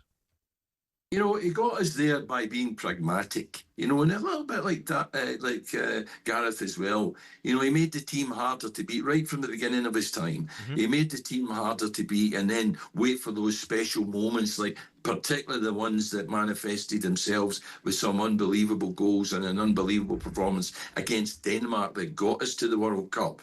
You know, that was his style. And he wasn't about to throw that out. He was going to stick to it more or less to plan. But I felt that there was a little bit more, even in the squad that he had in this World Cup. You know, I think that there were certain decisions made that, that I would have done differently. But maybe I might say, I've been there with Gordon when I was assistant manager. I know how hard it is. Yeah. It is unbelievably difficult to win international games. It really is. And, the job that they had against Morocco and Brazil was nigh impossible. But, we say again, the 2 different things. The analysis of all of that remains to be done. But, we cannot, detract from his legacy. And he has got a legacy, it really has. He has left the country, as you say, in a much, much better place than it was when he took over 7 years ago. And he's, instilled a sort of belief that we can make it to these tournaments. Yeah. And, whoever comes in next has to find another element, because he's dealing with players that, to the most are, championship players. And then you've got the likes of Tommy, but we know all this, McGinn. Who is that Tommy. guy, Mark? Who is the next guy for you? I don't know. You've got, Derek McInnes has went to Rangers. He would have been a candidate. There's no doubt about that. He's the right age. He's the right experience. He's Scottish. He knows the players. And then, of course, you've got the big names like that are getting bandied about, like Davy Moyes. Now, I can't see that Davy Moyes is going to leave it to be manager of Scotland. No. And there are 1 or 2 other big names. But, I would think that maybe we need a foreign coach. If it's not one of these, guys, maybe we need a foreign coach, a younger one, if that's possible, to persuade somebody to come to an international job that might otherwise go to a good, Premier League job or something like that, or, a European job. To look at the World Cup, at the managers who have been successful and who may be available, who have experience. I think we've got to look at all avenues and make sure we get the right guy that can take it on from Steve, because, Steve has got us to a point where, he's left because he maybe thinks there's no more he can do. And now we have to make sure that we get somebody that can take it on, not just somebody that can, do the same or, try and maintain what Steve's done. We've got to find somebody now that really evolves, what Steve's done and can take us on. Gareth Southgate? Gareth Southgate. I'd give Gareth Southgate a job in a minute, but I don't think Gareth Southgate's going to be taking the job. No, yeah. I think there'll be someone out there. I mean, I think the people, the executive at the SFA in choosing Steve have shown they know what they're doing.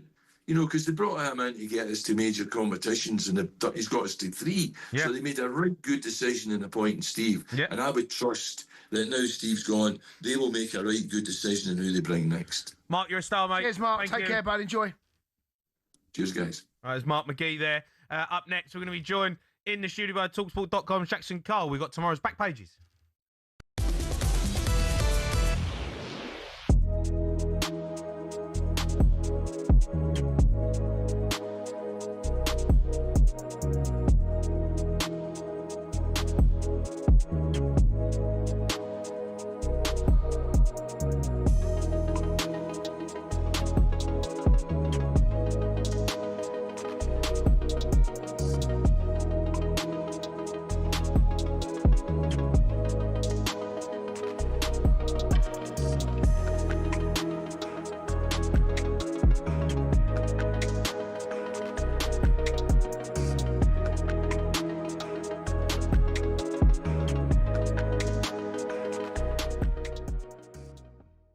just think our options, like we bring O'Reilly on, he gets the header in the box late on. You start putting bodies in the box against these low defensive block teams. Like it was calling out for Tony to come on for me, get more bodies in the box, because we had players come on, put more crosses in the box. Saka come on and made an impact, I thought. But I just think Saka and Rashford has to start. He's got to take the skipper off if he does. So that was John Terry sitting exactly where Sam is this morning. This clamour for Rashford, you've got a view in that, haven't you? Well, I just don't remember the last time Rashford started the game for England was particularly impactful. It's always the way, whatever you haven't got is what you cry out for when you don't get the outcomes that you want. The main thrust of England's game was they didn't fizz the ball around. If you move the ball quickly, you move people around. And it was interesting that they put Saka on, which I think makes a lot of difference when he comes on, because he's a clever player, he creates outcomes. And the numbers that he throws out on the field are quite staggering when he's actually on the field. And then he shifted Madueke dug outside so that the coach could be in his ear driving him forward. I think the other thing, I think Rashford comes on as an impact player. If you're playing the last 20 minutes of a game and Rashford comes on with a wild hair up his backside because he hasn't been in the side, he's been replaced by Anthony Gordon at Barcelona and England, and wants to play, which is the Rashford that we've got now. Tragically, for a boy of his talent, he's a consequence player. Every time he does something that gets him consequence, he responds to it. He doesn't play well for a season. The England team need him to be available for the next World Cup. He has a good season. He goes away, gets himself into trouble by not turning up for a training session, gets consequence. Next 3 games, he plays very well. So I don't think Rashford starting is the answer. I think the midfield, popping the ball around against teams that sit in and defend. And interestingly, I watched the Panamanians. These are not a bad side. They are quite a dynamic side. I thought the first 25 minutes, 30 minutes of games against Croatia was quite exciting. And I think Panama will come into this game thinking, well, we're out. So we've got nothing to lose. What's the point of a low block? What's the point of just sitting in? We can have a go at England, and it might suit England. You might find England come out of this game with quite a handy win. Briefly, the two of you and Rashford. Stuart. Couple of things. I think out of the 4 players that John mentioned, 4 wide players, I think out of all of them, Rashford's the best impact player. I also think he'll... Saka? Yes.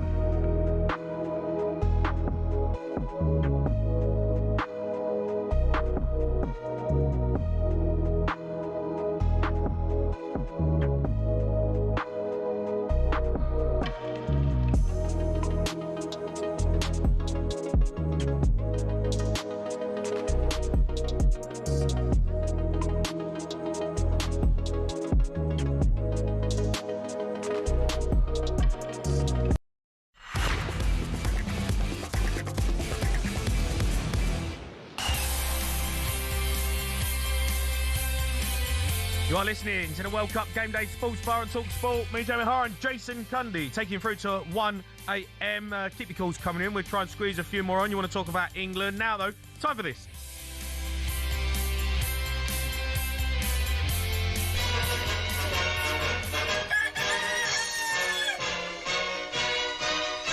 Yeah, join us now, talksport.com's Jackson Cole. All right, Jack, so, JC. Yeah, good to be back. Yeah, I haven't seen you for a while, mate. Yeah, I think the gaffer who's usually in isn't having me. So, but the current gaffer wants me on board. So happy. Well, to be you're back. in, mate. You're in. Yeah, don't disappoint. Yeah, I know. It is my big moment. Chance off the bench. Yeah, like Ollie Watkins. Yeah. Look, let's get into some of the back pages. I'm going to start with the Bellingham says Kane is the GOAT of 3 lines on the back page of the Sun. Yeah, high praise from Jude Bellingham to Harry Kane, saying that he is England's greatest ever player. And, well, I mean, there is something to what Jude Bellingham is saying. He is Kane is England's all-time record goal scorer. But, I mean, personally, I think you need to actually win something to be considered England's greatest ever player. So, well, there's only been one group of players that have. Yeah, so Bobby Charlton, for me, is England's greatest ever player. So, but that could change in a few weeks. I mean, I think he will go down probably as... He's the greatest ever striker. Yeah. Isn't he? His goal scorer, he's got 82 goals now. Something ridiculous. You know. It is ridiculous. Yeah, he'll get to 100. He needs... this England group, they need a trophy. Yeah, of course. They need to get something. Because they're too good. And I know it's difficult to win a tournament. I don't know where this group is. No? No. I'm waiting to be blown away. I'm waiting for that moment. I go, second half Croatia. Right, okay. Show me more. Not seen anything, mate, since that second half against Croatia. But look, we'll see against this tournament football. When you get through it, You should get better as every game comes along. You should be working towards peaking and getting through to the semis and getting up to that final. We'll see. Yeah. Also, on back page of the Mirror, Tuchel giving a right headache. Quansah now leaves England sweating, of course, their injury. So this is now, obviously, we've seen Livramento go home. Rhys James, Quansah now has picked up an injury, played right back. There is definitely an issue at the right back that he has got to deal with. Yeah, absolutely. And well, in defence in general, John Stones, he was out for the last game as well. So we'll wait and see on that front. Yeah, it's Quansah being injured. I mean, that's a look. Jed Spence will play there, right? You would have thought so. Right now, the options are becoming smaller and smaller. Yeah, I know. So it's either Jed Spence or he puts Quansah out there. Yeah. And then you're solving one problem but creating another. As I heard Cass say on the radio, he thinks that you could put Declan Rice there. I don't doubt Declan Rice could do a job. That's not. But that is what he's doing. But he's doing a job. But, you don't want Declan Rice doing a job. But you need Declan Rice in his best position, right? You're solving one problem, but creating a massive other one for me. So that's an absolute no. Back page of the Sun, we've got Emma Wimbo KO. Yeah, Emma Raducanu has pulled out of Wimbledon. She was due to play tomorrow, but she's got a stress fracture on her shin. So it does seem like medically the sensible decision, but this isn't the first time she's had to pull out of Wimbledon. She also pulled out due to a wrist injury in 2022, and she has had pretty rotten luck with injuries. So, I mean, having a stress fracture in your shin, that does not seem like a quick recovery time. So I've had a stress fracture. It takes a good 3 months to get over that. So she might even miss the US Open, which is in end of August. Yeah, I mean, the stress fracture you can't play on. It's just pain, constant. How'd she get that? She's playing tennis. I mean, playing five-a-side, was she? Where's shin pads? She was snapped. Where are shin pads in training? Yeah, I don't know. How do you pick up a stress fracture? I don't know. These things it's a stress fracture, isn't it? Yeah, I stress. I'm being sorry. Playing on hard courts all the time, constantly. I'm being a little bit unkind there, but I wish all the best. Also, back page of the Times. That's all Stokes. Ben Stokes stunned England by retiring from international cricket. He took a wicket, though, with his first ball after announcing it. And has this got, do we think, anything to do with that fracas that took place a couple of weeks ago? Well, he was obviously asked about this at the close of play today. He was pushed pretty hard by the Sky reporter, but Ben Stokes was very insistent that this is a retirement on his terms. He is citing that he was just a bit too drained and stressed out through all the rigours of being England captain. I think it's one of those stories where we'll never really know the full truth, but I can't help but feel that this fracas that he was the one that tipped it. Yeah, that accelerated it. And it's a pity because Stokes, what he did was a pretty minor offence. All he did was break curfew. He did not do any of the fighting that night. So he will be missed. He is a player you want in the trenches with you. Did he say? He says here as well. He says that he's lost his love for playing for England. Has he said that? I did not see that quote, but it says here in the Sun, Ben Stokes' international retirement revealed he has lost his love for playing for England. Yeah, he has taken a break from playing for England before. So I mean, these boys go away for a long time, though, don't they? Yeah. I mean, they go away for months and months. They go away for like 3 months. No, it's. I can understand it. Like it can be demanding, and it'd be a lot. And if you're getting dug out for going out after 12 o'clock as well, when you know. It can get a bit stressful when you're like, come on, give me a break. Yeah. I'm turning up, I'm performing. Leave me alone. Yeah. I feel like it always feels like, maybe recently, that, you build someone up, it's typical English people that we do. He's an England great in cricket. Yeah. We built him up, knocked him down. I just wonder where the ECB go now, because it's not been a great time of late. No, I mean, the Ashes was a disaster. It's been pretty, is there going to be a reshuffle at the very highest level? Is there someone to be answered that's higher up? I'm not blaming Stokes' retirement on this, but I just wonder whether there can be a slightly different outlook and approach. Yeah, possibly. I mean, they talk about Brendan McCullum, the head coach, and his Bazball approach. It sometimes works brilliantly, and other times England sort of fall flat on their face. And biggest stories across talkSPORT.com? Yeah, very interesting one from South Korea. As we know, they got knocked out of the World Cup. It was confirmed last night. They only got 3 points and they had a bad goal difference. And their manager has left. And it was kind of, the writing was on the wall for him when the president of South Korea got involved and released a lengthy statement. It's quite a long one, but the headlines from that are, he was demanding a government investigation into how South Korea didn't get out of the group. It was a pretty easy group, if you ask me. And yeah, he just said how the process of appointing their manager was just full of incompetence. So it's... I see a press conference. He's done a press conference. I'll just see it online. Yeah. And they blurred the manager's face out. Yeah. I mean, that's what you do for people who are committing the most serious crimes. Blurred his face out? Yeah. Bang out of order that. Yeah. What, they picture his face? Yeah, no, you can't see his face. It's just blurred out. That's terrible. Imagine if Scotland did that to Clarkey. Yeah, You know what I mean? That's terrible. That is poor. Have some respect. Yeah, that is out of order. All right, that's it then, Jax. Thanks for coming on. Well done. Welcome back. Those are your back pages.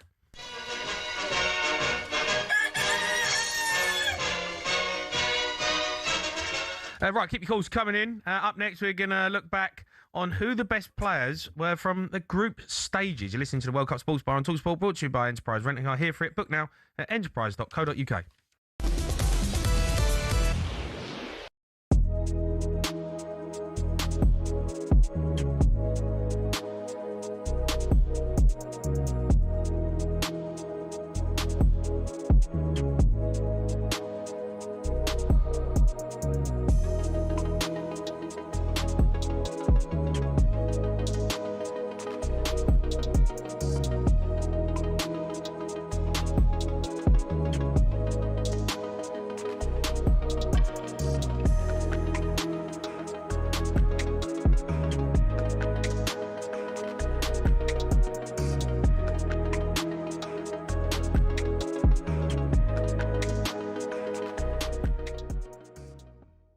Ronaldo is top, still top. But Haaland, for instance, is a better finisher. Let me ask you this. In world football, I said this, Bentley, on yesterday's show, and I got a little bit of criticism. In his pomp, right? I'll ask you both. I'll start with Bentley. I heard it. I said R9 is a better finisher than Cristiano Ronaldo. No, do you know, he's a better striker, number 9. Do you know what you said, right? And you said he was a better goal scorer. Okay. Right? Now, for me, R9 is a better centre forward. Like, so I don't think it's even close, right? But what people will do is look at the numbers. And this is where sometimes stats-wise, like the new generation will go, if I say R9's better than Ronaldo, Cristiano, they're going to go, are you crazy? He's got 1,000 goals. But sometimes it's not about just stats. It's about what does your eyes tell you. And anyone who's watched it, you would have watched him. R9 is the best centre forward I've ever seen. R9 for me, that's my hero. You know, he is... That's why I wanted to become a striker. You look at him, and Ronaldo has done absolutely magnificent. Yeah, and Ronaldo, it's all about numbers and goal scoring, and he's obsessed with that, and that makes him so good. But R9 is just phenomenal. He's just incredible. Better. Oh yeah, as a footballer, so much both more agree with natural. me on that. Yeah, but you said because the way you said goal scorer. Yeah. Now you can't compare the numbers because Ronaldo's numbers are crazy. You know what I mean? Like a better player. He's a better player. Yeah. He's a better player. He's the things that he used to do, picking up the ball and dribbling, the goals that he scored for Barcelona. Oh my God! If he didn't injure himself with his knee twice. Oh my God! So can I say, because they'll clip this and stick it out there, right? You're both saying, and you're agreeing with me that R9 is a better striker than Cristiano Ronaldo. Yes. You're both saying that, Jimmy? Yes. Okay.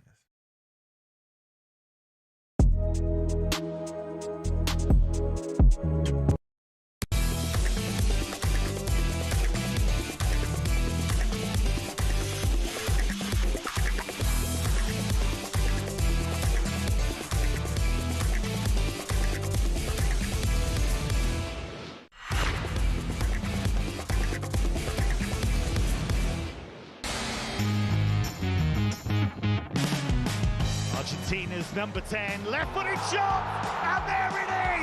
Looks for Haaland, and there's the inevitable goal from Erling Haaland. Cristiano Ronaldo is off the mark at World Cup 2026. Left-hand side of the box, clipping it in for Kane. There it is! Ousmane Dembele with a World Cup hat-trick. He is living the World Cup dream.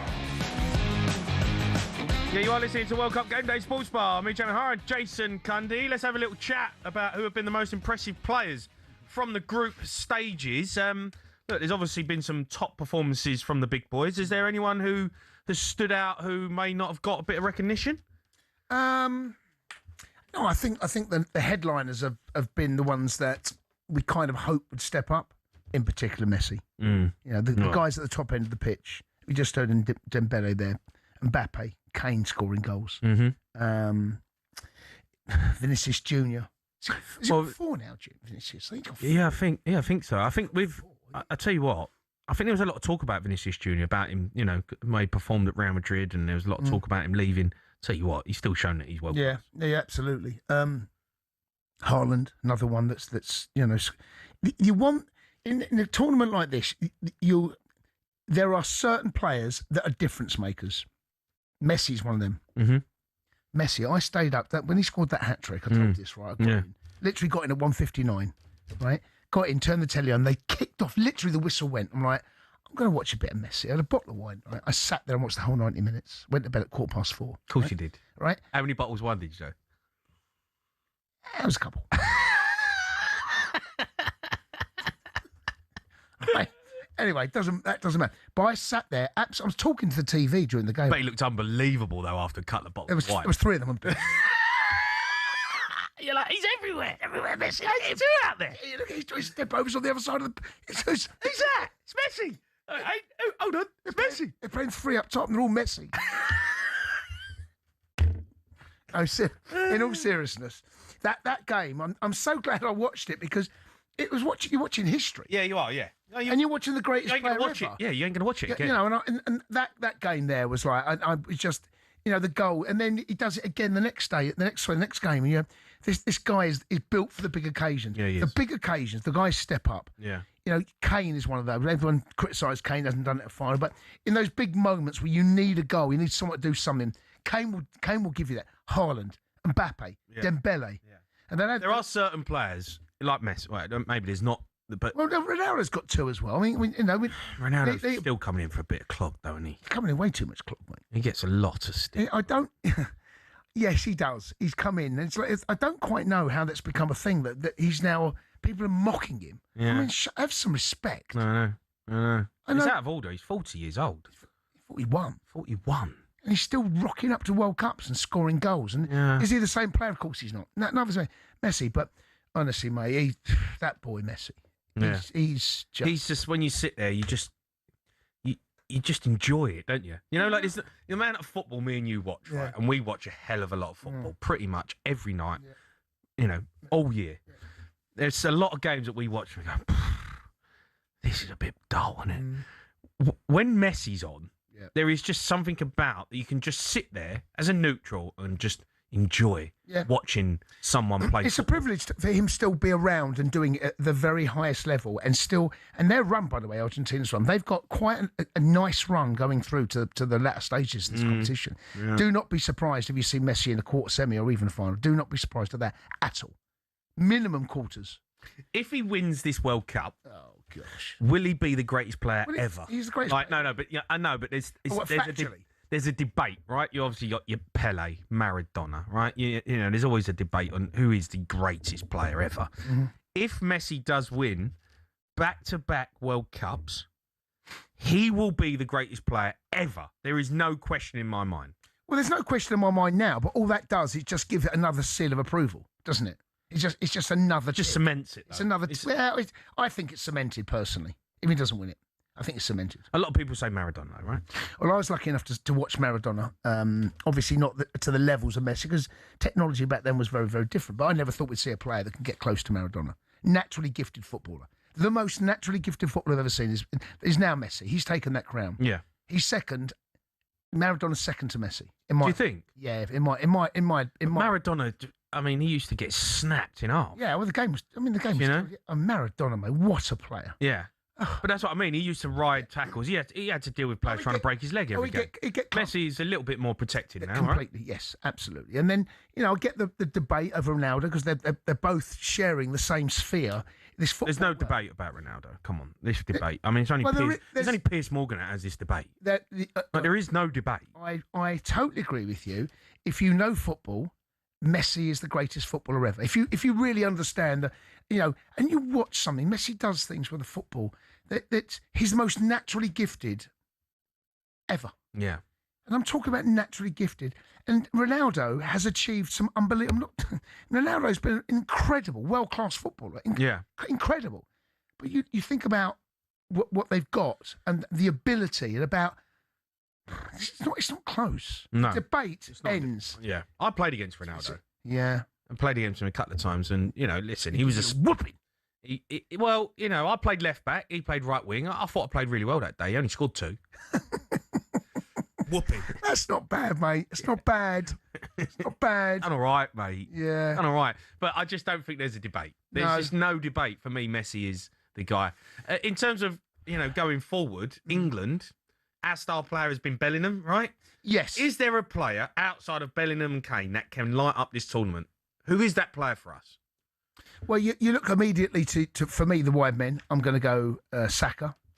And I mean, Saka, really, you're looking for him to produce that little bit of something that he's... Do you think, right, with Saka, when I watch him play, and I love Saka, and he's a great player, but I feel like his game has been taken away from him at Arsenal. Mm-hmm. I feel like something's been taken out of his game. I agree with that. Where the way Arteta's asked him to play, and it's worked for them. They won the league. But I feel like I'm not seeing the Saka that I saw 3-4 years ago. No, I think his game is I'm seeing a different Saka. The demands I'm from seeing a safe Arteta, Saka. Yeah, the demands from Arteta are very different. You'll find Saka doubling up on his fullback. You'll see that. He'll do that, and that's the demands that Arteta has of his players. Either you do it my way, or you're not going to get in the team. And Saka, he's a hard-working boy. He's not afraid of that. He'll do that role. He'll do that for you and sacrifice what he's got for the team. Tuchel will give him a little bit more of a free role. He's giving a little bit more free license. You do not have to double up and help out. But I feel like it's kind of like, I'm not saying he's forgot, but it feels like he hasn't done it for a while. He hasn't done it. Right, 1v1, beat your fullback. Yeah. Go on, beat your fullback. Here's your licence. Stay up there, stay wide, get on the grass, go past him. And I feel like I'm watching him going, go on. Yeah, I don't know whether he's been fit enough to do it consistently, whether he's at the peak of his powers. And the brilliance of Saka is he'll go both ways. He'll go on the outside. He's not afraid to go on his right foot. He'll deliver across the face of the 6-yard box. That frustrates me about Noni. Noni doesn't seem to trust his right foot enough. Mm-hmm. Comes inside. That's the say. When Saka comes inside, he has one little moves the ball half a yard. Ball comes in the box. I think if you're going to do that, you need to then don't be predictable. Saka can go both ways, and I think Noni, for me, I just felt needs to have a bit more variety about how he takes on a fullback.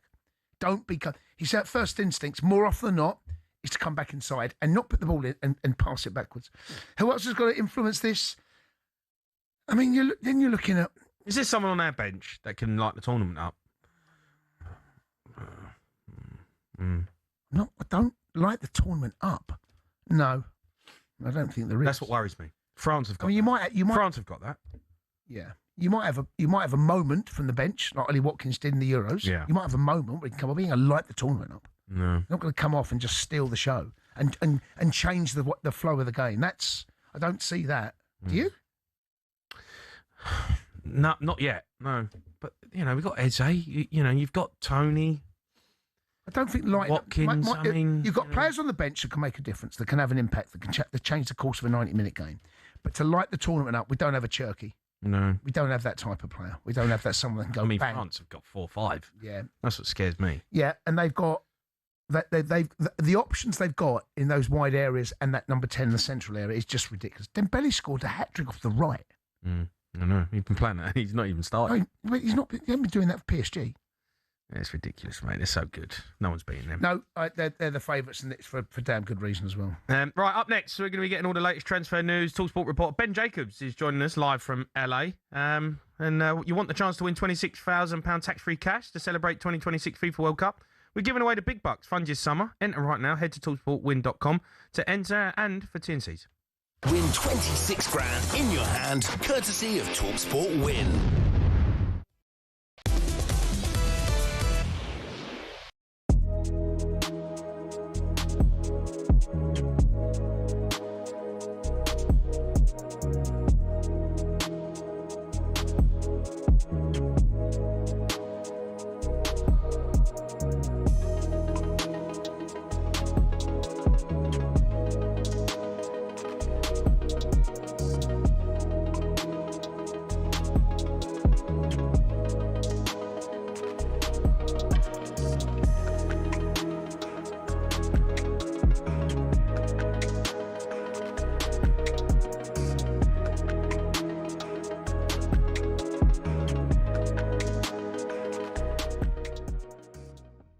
Listen, I love him. And people have asked me, would I take him at Arsenal? 100%.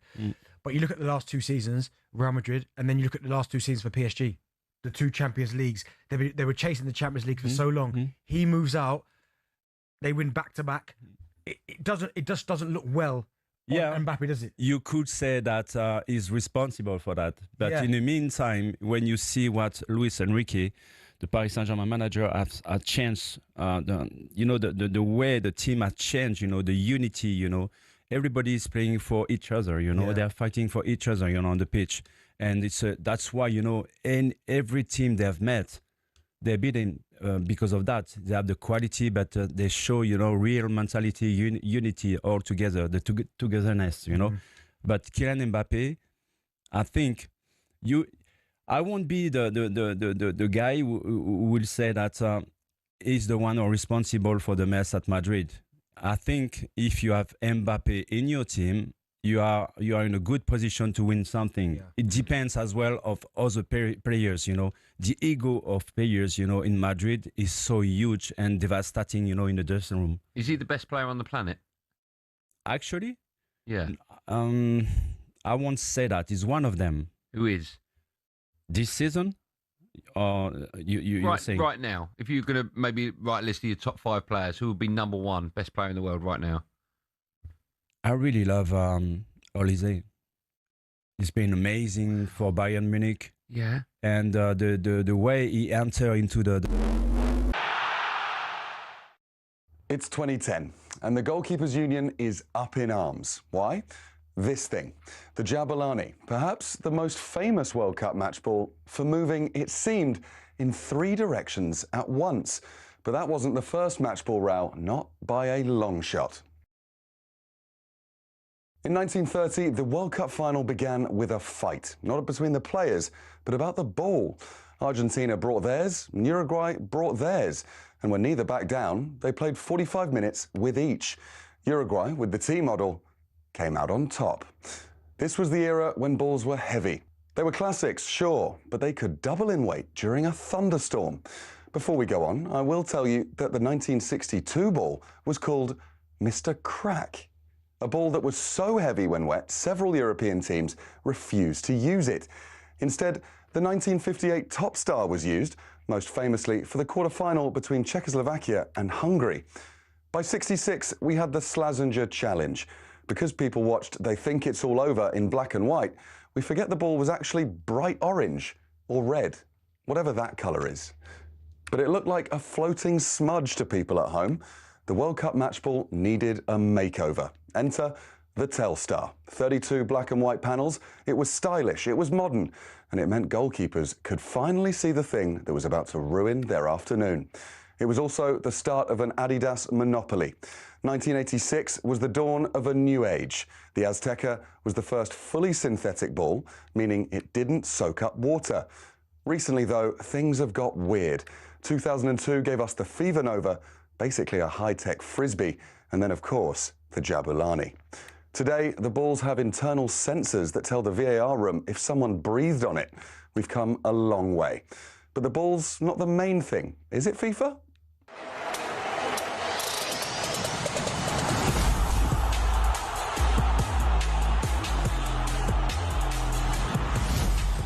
It's just a ball.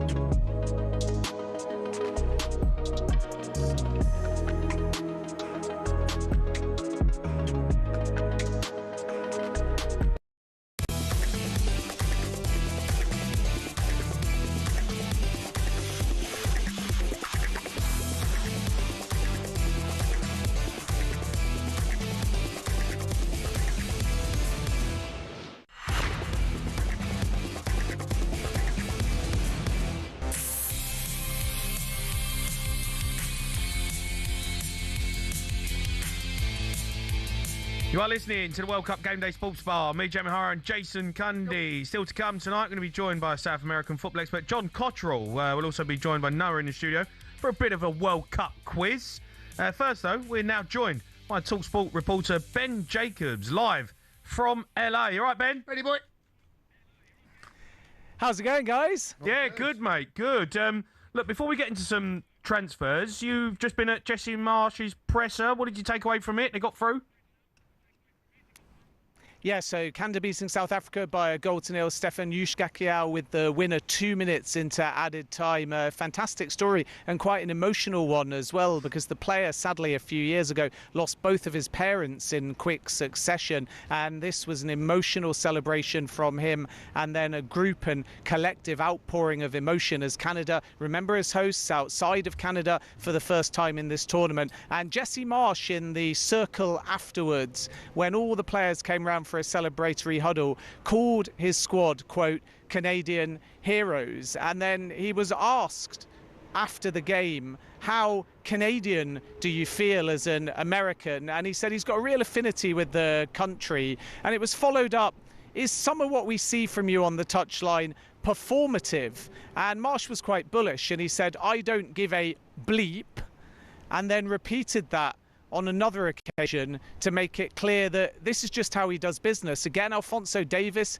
didn't start the game. He was the player that they put up in the build-up to the match, and Marsch said he was fit. He's their best player along with Jonathan David. He only came on for the last 15 minutes, and once again Marsch revealed afterwards it was another decoy tactic to get South Africa thinking. So mind games from the Canada boss, Canada through, and in the next round they'll face either the Netherlands or Morocco. I think, Ben, it's really important that a nation like Canada do progress and go deep in the competition. We saw Qatar, we saw Russia, what it meant for the, and okay, there are 3 host nations now, and the USA are through. We expect Mexico to probably go the furthest of the lot. Who knows? But how important is it for not just the competition, but for Canadians that they can connect with this tournament?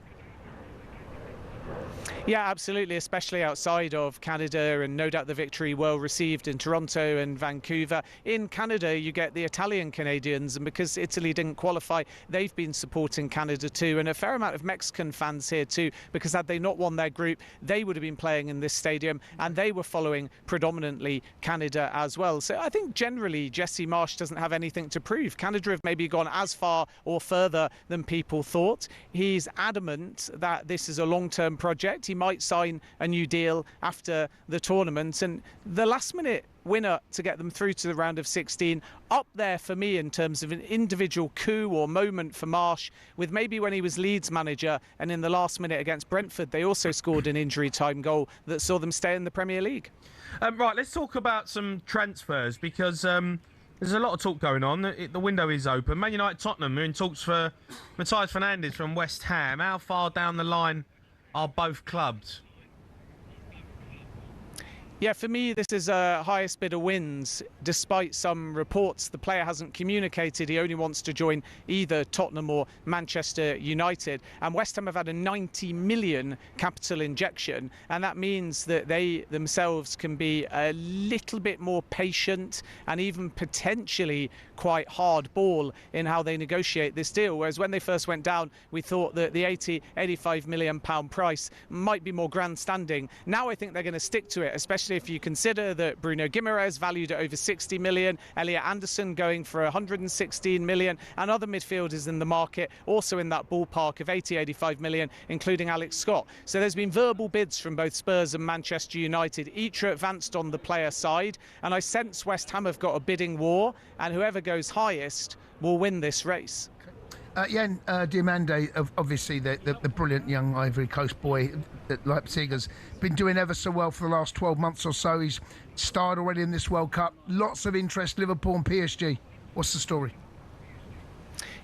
I think it's fair to say PSG are the big favourites. Liverpool are exploring other targets, including Bradley Barcola, and PSG have got the green light from Jan Diomande, even though Liverpool had done a lot of legwork on the player side, and at one point in time they were quite optimistic. But I can tell you that as of this evening, PSG have got an agreement in principle with Jan Diomande for a 5-year contract, and now Nasser Al Khalifi, the PSG president, is in direct negotiations with Leipzig to try and close this deal. And my expectation is, even though Leipzig want to keep the player, PSG will succeed and sign Jan Diomande for a package over 100 million euros. Liverpool have bid twice. Their last bid was 80 million euros, 20 million in add-ons. It was turned away. They are not, as it stands, coming back with another bid. So PSG will feel they will not now enter into a bidding war against Liverpool with Leipzig. Player buy-in first, formal offer to follow, and Liverpool, as I say, with other wide attackers, and one of those names to keep an eye on is Bradley Barcola. Wow, that'd be a hell of a signing if that was happened. What about Sandro Tonali? It says here he's reached an agreement with Tottenham on a 6-year contract, but I'm guessing we've still got to get the fee over the line. Yeah, I'm not aware yet of Sandro Tonali formally agreeing anything, but what's clear is that he wants the move, and he's from Brescia, same as Roberto De Zerbi. They've got a very close relationship, and as a consequence, this is a deal that Tottenham are confident on the player side. Tonali has been on the radar of Manchester City. Arsenal have looked in the past as well, but Tottenham are trying to be really aggressive in the market, and the younger members of the Lewis family have put 100 million quid of new capital in. Some of that money will be used on transfers. So Tonali and Spurs want to watch. Fernandes at West Ham, as we say, and Tottenham as well. And my information is if Spurs could get both of those deals, they will. And if they only get one of those deals, they'll want another midfielder. Alex Scott could be one to watch for Tottenham. We know Arsenal and Manchester United have the Bournemouth midfielder on their radar as well. So there's a lot of overlap in midfield targets. But Tonali and Tottenham is a deal that they are working on. And Newcastle United are waiting to see what number Tottenham come up with for a second bid, having already turned one offer away in the region of about 80 million pounds. If that gets total package including bonuses to 100 million, my expectation is Newcastle will sell, and Tottenham are growing in optimism that they can get one of Tonali or Fernandes, with a dream of getting both over the line. Okay. Sticking with Newcastle's midfield, Bruno Guimaraes, has been linked with a move away as well. There's a lot of rebuilding to do if Newcastle have to sell both of their midfielders. Where does it look like his likely destination, or Arsenal interested? Yeah, I think that it's going to be fascinating to see whether Bruno Guimaraes gets any move away, and if he does, if Tonali does, and vice versa. And Andrea Berta is quite different to Edu, for example, in the sense that he will line up 3 or 4 advanced deals, and even the seller often, as was the case with Victor Gyökeres, Benjamin Sesko, doesn't know which one he's going to pull the trigger on. So Arsenal have made one offer for Bruno Guimaraes, around £55 million. They are prepared to bid again, but that's not to say that there's not other midfield targets, including Alex Scott, who I mentioned a moment ago, Bouadi, who's doing incredible for Morocco. And the backdrop to all of this is Newcastle want Bruno Guimaraes to sign a new deal. So it's likely an all or nothing situation where Guimaraes has leverage. he still could sign a new deal. But if he doesn't, and there's an offer accepted before Tonali, then he gets ahead in the list of potential Newcastle names to go. If Tonali goes first, it would be a massive surprise and quite, in my opinion, a damning indictment on the Newcastle project if they let both of their midfielders go. But Arsenal are serious, and also keep an eye on Man City, because if they don't get Sandro Tonali and they want another midfielder after Elliot Anderson, then Bruno Guimaraes is also a player that they have held a historical interest in. Another midfielder who's been a talking point, Granit Xhaka. They've had 8 million rejected. Chelsea have gone in for him. They said he's not for sale, Sunderland. Yeah, so Sunderland have rejected, as you say, an 8 million bid from Chelsea. We always expected it to be that low, even though there were some reports coming out of both Switzerland and Italy saying Chelsea's number was 30 million euros or 20 million quid. That was never my understanding. Now, Sunderland are really annoyed about this because they verbally told Chelsea the player is not for sale long before this bid came in, and Chelsea still bid. Why? Because they've got player buy-in. Xhaka wants Chelsea. Xhaka wants to link back up with Xabi Alonso, who he played with at Leverkusen, and Sunderland insists the player is not for sale. Not a lot is going to change here unless Xhaka really agitates. And although you could make an argument that Sunderland just say not for sale, and we have to respect that, and maybe that's the end of the saga, I point to one thing, and that is Xhaka's own move to Sunderland from Leverkusen, where the Leverkusen hierarchy came out definitively on record and said, no chance, no price. Xhaka pushed. He got his move back to England. So let's see whether the player helps Chelsea. But at the moment, Sunderland say not for sale, and they think that Chelsea's offer was derisory anyway. Okay. Ben, you're in LA. What are you up to?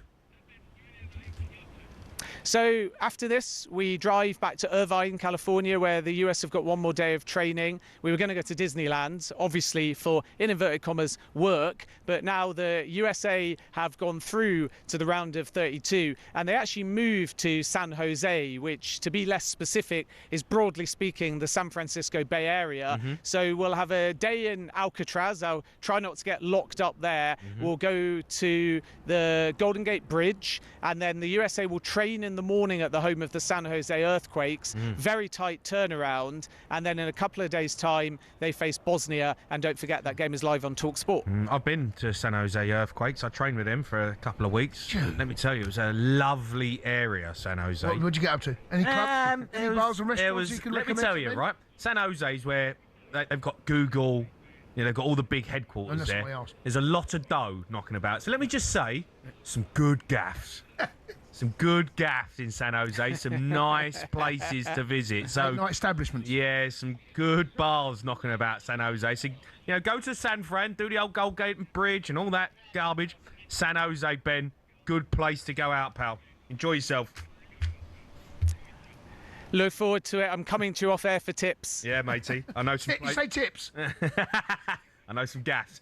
Right, up next, we're going to be joined by South American football expert John Cottrell. We look ahead to Brazil v Japan. It's live on talkSPORT tomorrow. You're listening to the World Cup Game Day Sports Bar on talkSPORT, brought to you by Burger King, Bird of Buddies. Total tournament satisfaction delivered by the expert. Order now on a big app.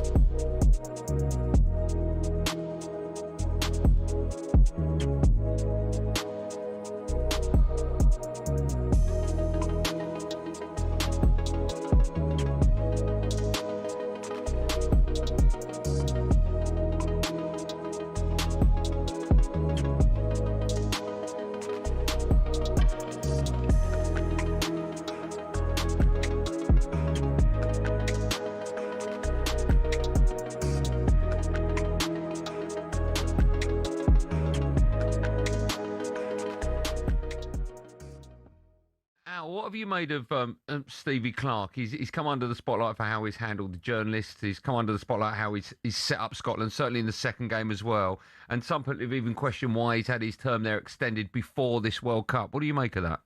Well, Stevie Clarke, I played against him, and I know him, and he's not a Jose, you know. He's a very quiet guy, to be honest. And you have to look at what he's achieved as Scotland manager. It's brilliant, absolutely up there with the best. So.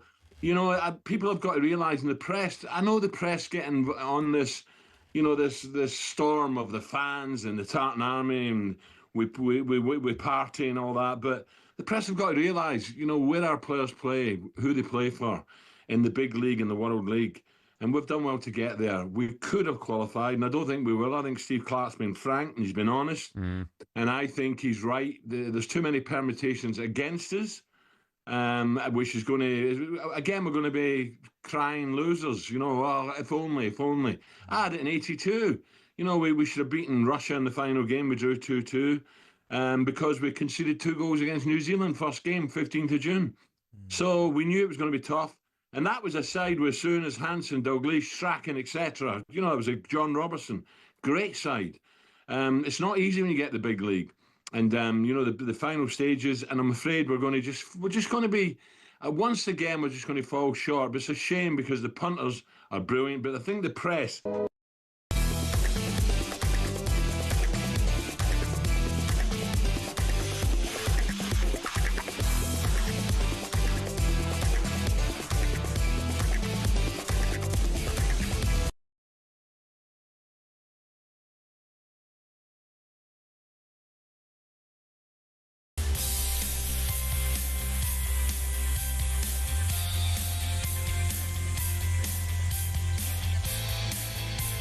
You're listening to the World Cup Game Day Sports Bar on talkSPORT. Me, Jamie Hara, and Jason Cundy.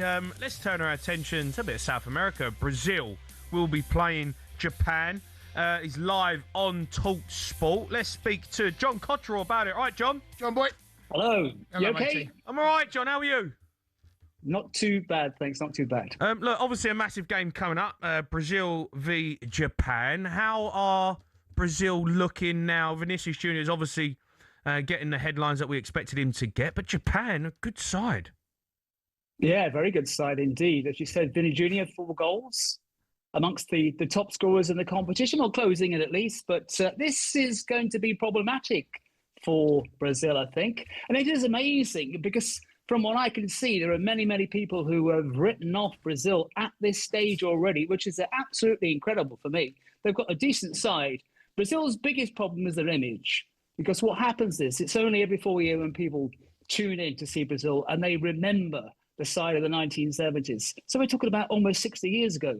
And I remember 1982, and that's a while back as well. And so the bench has been set very, very high for Brazil. So people automatically assume that this side is not that good. And they haven't performed that well, but they're not as bad as people are making out. But this is going to be a real test for Brazil. And Japan beat Brazil in a friendly by 3-2 only in October last year.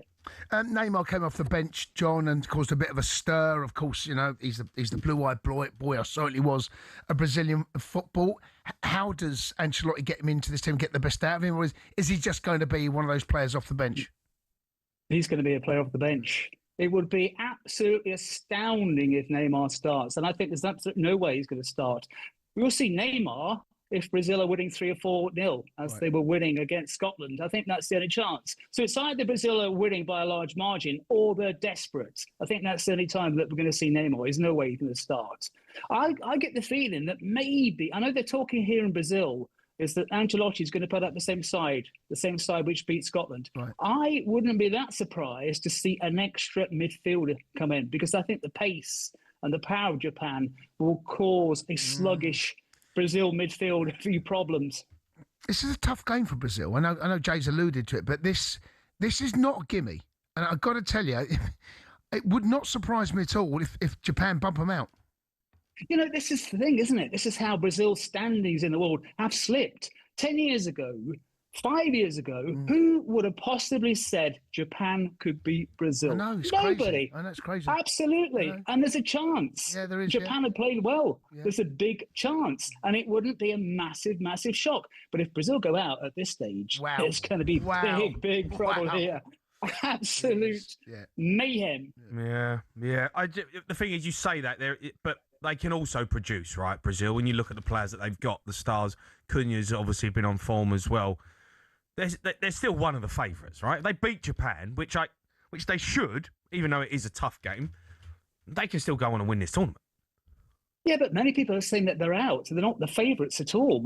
If you look at most of the media I've seen, very few people rank Brazil amongst the favourites. I have never seen a tournament, certainly since 2002, where Brazil are at this stage and people, as I said earlier, have written them off and have given them no chance, which might work in Brazil's favour. For me, you could never write off Brazil, but they've not been that impressive.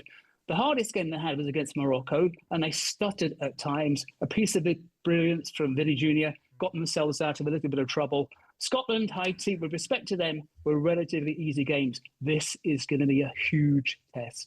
Indeed. Let's talk about Paraguay. They take on Germany.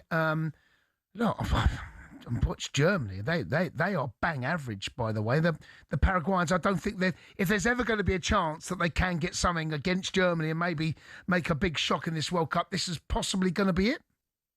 It could be, yeah, because you don't know what to expect from Germany at the moment. They're blowing a bit hot and cold. Same with Paraguay as well, another inconsistent side. So that one really is up for grabs. It could be anybody's game. Yeah, didn't Miguel Almiron? He got sent off. He put the hand over it, covered his mouth. So is he out of this one? I can't remember when was that? That was the first game, wasn't it? Yeah. So I can't remember how many games you're out for this thing. But yeah, the covering the mouth thing, and he knew as soon as he'd done it. I think it was the first player in history, isn't it, a World Cup, certainly at this tournament, to be sent off for that offence. Yes. Just with Brazil and that, and obviously we've seen Argentina lighting up the tournament, right? And Lionel Messi, and they're looking like they, got a decent run potentially to the final. They can get there. Is there, the rivalry between the two nations? Is it hotting up? Are Brazil like, right, we've got to produce something here. We cannot allow Argentina to take the crown again? There's always a massive rivalry between the two countries, not just football, but culturally as well. I go down to Buenos Aires on a regular basis to cover the Libertadores, and the two countries, they respect each other, but when it comes to football in particular, there's that massive extra spice between the two. I remember the last World Cup final when Argentina played, and all sorts of nonsense coming out of Europe and the UK. Oh, the Brazilians are supporting Argentina because the South Americans. Absolute nonsense. It's like saying England are supporting France if they reach the final. It's absolute garbage that I hear sometimes about the stuff coming out about what people think is true about Brazil and the nature of football here in the country. John, just sticking with Argentina, it's we've seen the way they set his side up. The side is built around Messi to get the best out of Messi, and boy, is he doing a good. They all are doing an unbelievable job. Have you been surprised at the level that Messi has reached and continues? Obviously, he's the greatest player the world's ever seen, but to do it, he broke a record. First player ever to score in 7 World Cup games on the spin. He's breaking records. Even at this age now, he is still breaking records. Have you been surprised that he's still capable of reaching these levels? I think everybody's been surprised. And he talked about the records. But this is another thing which Brazilians are worried about, because so many records which they had in the past have now tumbled, and many of those have gone to Argentina. But yeah, Messi, fabulous. 34, isn't he? Just turned 34. Absolutely fantastic. Again, relatively speaking, the run for Argentina hasn't been that difficult so far. I know you two were talking about the world's best players and stuff. I would probably, because I grew up watching Maradona, so as a favourite, I love Maradona, I think Messi, Messi, if he wins the World Cup, great. And let's not forget, there's another guy you didn't mention. I know he didn't play for the right country. George Best, for me, was absolutely brilliant at his peak. He was a magician. Absolutely fantastic. Of course, you can't put him in the same category as the Pelés and the Messis and the Maradonas, of course, but George Best at his peak, fabulous. John, you're a star, mate. I appreciate you coming on. John, you sent us the books. Yeah, we've got them. Have you got them? We got the books, John. We've got the books. John, I'm going to read it. I'm going to go on holiday, very, very soon. Once I do, I'll take my book. I'll take that book and I'll read it. Top man. Nice one. Okay, excellent. Good stuff. Thank you, bud. All right, John Cottrell there, South American football expert. Up next, we got a bit of rest of talkSPORT. You're listening to the World Cup Game Day Sports Bar on talkSPORT, brought to you by Enterprise Rent a Car. Here for it. Book now at enterprise.co.uk.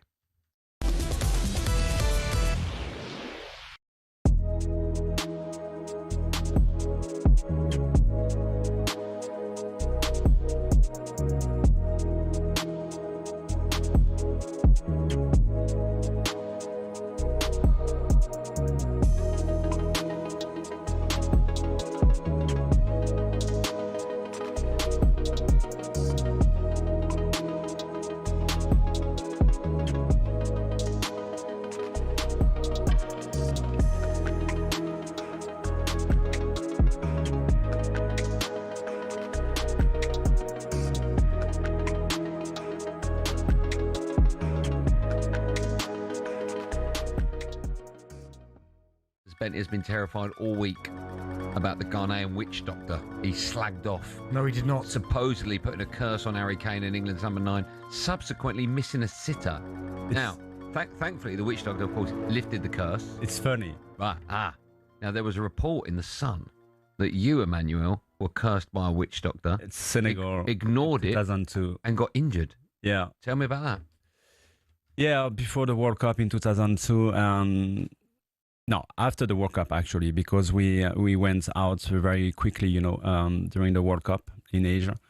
And when I came back, I was in holidays in south of France, and I had a friend, he was selling watches, on the beach, and he was expecting me. He was waiting for me for days, and then when he saw me, he came to me straight away, and he said, "I'm so happy to see you because I have something important to tell you." And I said, "What is it?" And he said, "You have to be very careful because you have how can I say that? Curse? A curse, yeah, on you, and you have to follow exactly what I'm going to tell you." And I said, "What is it?" He said, "You have to go."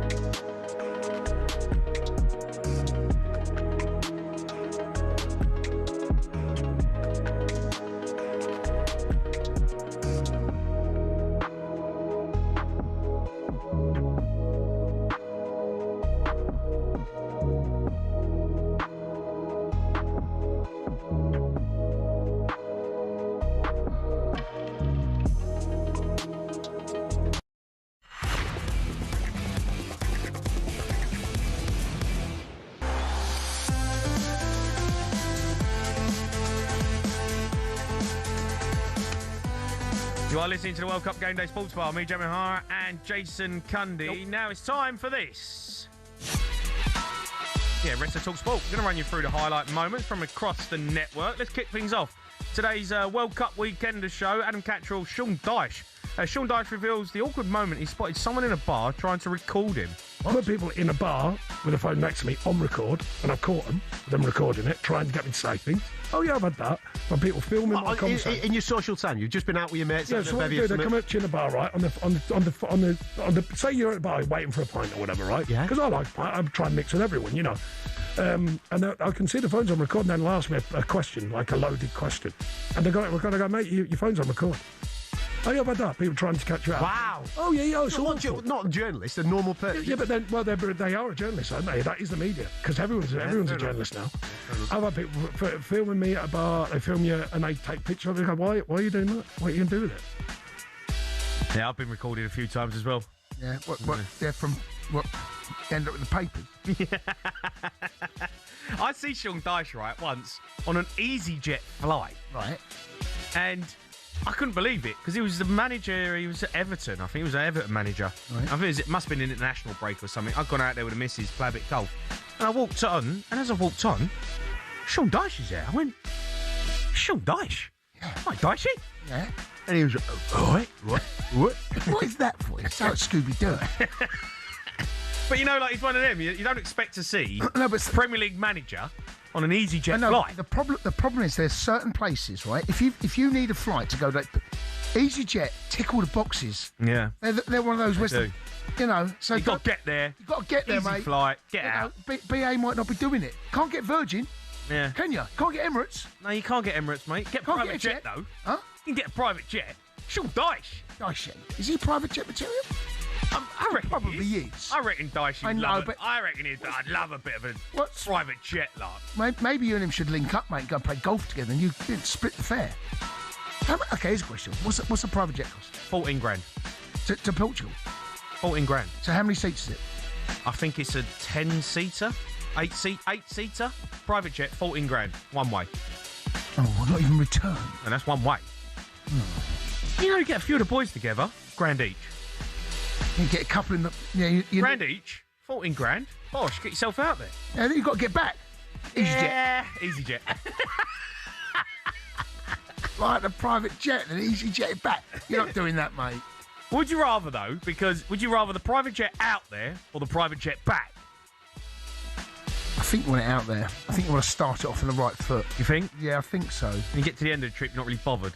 Tell you what, though, if you're in Ibiza, that journey back... The private jet back. Yeah, you want the private jet back. Need to snooze. Yeah, you just want to... Don't talk to me. No, leave me alone. Don't look at me. Leave me alone. Sunglasses on. hoodie on, get me on the jet. I ain't sitting in Ibiza Airport. 10 grand, Jay. 14 grand. Do a deal though. Sports bar deal. Do you know what? There's a few jet companies out there that I follow. You know, Yeah. might get in touch. Jay, slip into their DMs. Oh, dear, my God. Okay, here we go. Earlier this week on Breakfast, Mr. Goldstein and Mr. Bent discuss whether certain people have sway here at talkSPORT, a bit of sway. Andy Goldstein claims he makes no demands to the talkSPORT bosses, unlike Mr. Jordan. I've got no pull whatsoever. No. Genuine. Have I, Benny? I haven't. If I said to Management Max I'd all stay at that hotel, he would look at me and laugh. Yeah, no, yeah, we haven't got the same sway. No. Okay. I don't want to know. I like people thinking I'm like a normal person. A man of the people. Yeah. A man of the I people. blend in. Which he is not. I blend in. Yeah. That's why probably why I'm the Princess Diana of the airwaves, because they can associate with me. I'm like a man of the people, yeah. Honestly, I've never heard so much guff in my life. That is guff. I love Goldstein, right? But let me So do tell I. you now. Let me tell you now, right? He's one of the big shots. He is. He's a big dog. He is the biggest moaner about anything at talkSPORT, mate. If he don't get his way, he's kicking off. Goldstein's got sway. He's got sway. He's got ego. He's got moodiness. He is the biggest crybaby at talkSPORT ever. If you sit there and say that, that's unbelievable. I can't believe he can sit there with a straight face you know what? and say that he is not hard work. Bentley's sitting there going, I'm going to text Bentley. I guarantee you Bentley's sitting there going, you liar. Man of the people. Goldstein. Do me a favour. Mate, sort your mate out. Come on, you worked with him for what, 20 years? 14, right? 14, right? Trust me now, he's got sway. Yeah. He's got a lot of sway. Throws his weight around. He's not afraid. Do you make any demands at talkSPORT? Mate, Me and you are pretty easy. Mate, I'm so easy go. I am low maintenance. You are. Do you know what, right? I'm low maintenance. You are one of the big dogs at talkSPORT. Yeah. Whether you like it or not, you are. You've been here for a long time. Been here a long time, You've mate. been here a long time. I think you're the easiest guy to work with ever. No, low maintenance, aren't I? Like, you're literally like, yeah, all right, yeah, whatever. All right, yeah, can you do this? Yeah, all right, yeah. Can you do this tomorrow? Yeah, fine. Like, you're literally like, you never say no. No, well, I'm just easy going, mate. You're just so easygoing. Yeah, I know. Relaxed. You are a bit of. Listen, on air, you're an absolute nightmare to work with, right? On air, you're a charlatan. Off air, you are the most low maintenance guy I've ever met. That's it. Just easy life, mate. Get on with it. Easy life. You are so easy. What's the point of kicking up a stink? Yeah. What's the point? Anyway. Goldstein does. Yeah, mate. Honestly, Goldstein, if you're watching this, matey, come on. Yeah, we all know, mate. We know. We're full of guff, mate. Do not forget, back in a few hours, Mr. Goldstein and Mr. Ben, they'll probably be hearing this going, can't do on about. Finally, let's finish with another clip from Breakfast this week. Goldstein slams the idea of being topless in public. I was asking the guys, is it acceptable for men to walk down the street in this heat with your top off? No, absolutely not. No. He hates that, him. You hate that? I do. I see, I don't know what they're called, but young lads, there's a name for them. I don't know what the kids call them. In their cars, top off, seatbelt on, music loud. Well, do I have news for you? Max told me that he was on his way to an interview yesterday in his car, top off. Well, he's an idiot. You know, honestly, there's no place on the planet where taking off a thin T-shirt will cool you down. Leave it on, mate. Do you know what? I've driven around with my top off in my car before. It's a nice feeling. Yeah. It's quite nice. I know, but... You know, like, you feel like you're on holiday. I've done it. We ain't doing it now, though, are we? No, probably not. The old seat bit sits between the... between the... Whatever you're going to... Man, your moobs. Yeah, it's in... The old seatbelt's a bit tight. It's, gets lost in there. Gets a little bit lost in the old... In between the pecs. Yeah, well, pecs. The moobs, I don't mind. I don't mind. You know... It's a young guy's thing. Come on. Live and let live. Live and let live. No, I get it. I'm on the. I feel like I'm over it now. Like I'm nearly 40, and there are certain things that I've had to look at in life and go, I can't get away with that anymore. No, and so when we're football, I used to go like pre-season, right? Week before pre-season started, or maybe 2 weeks. I'd go out for a run, right? We were fit back then, right? Yeah. My top would come off, mate. Yeah. Don't worry about it. I'm going running through Richmond Park, mate. I'm going for a run, right? Right. I mean, not only, I can't run now. No, you can't. I see a lad go running through. I can't remember where it was. He was fit, and I'm looking at him going, "You go." Yeah. Everyone's looking at you. Yeah. No. You go, boy. I do. You know what? I catch myself doing it sometimes. You know, when you're walking around or you're in the park, take the dog for a walk, and you see a runner. Yeah. You know, young lad, fit, ripped, legs tanned up, mate. You know, shaved. Come on. And you go. You know what, son? Fair play to you. Go and do it. You know, I was there one day. I was there. I was with you. I'm not there now, but I was alongside you one day. Live and let live. Go on. If you're listening to this and you're somewhere between the age of 18 and 35 and you've got a good body, you go running, get your top off. Get your top off, lads. Enjoy yourself. Yeah. You only live once, because one day you're going to look like me. One day you're going to let it go. I mean, Cundy O'Hara. Do you think I could get it back? I feel like, you know, do you reckon you can see me? You reckon like... Jay, okay, what's the question? What's the question? Well, you know, could you see me with me top off, shirt in my shorts, top off, tanned up? I can see all of that. Going for a run. I can see all of that. Yeah. What am I looking at? Don't know. What are you looking at? Is it the same guy driving the moves? Get back. Well, I'd say get back in your car. You know what? Like sometimes I look in the mirror and I go, "Where'd it all go wrong?" Jay, you know, happens to everyone, mate.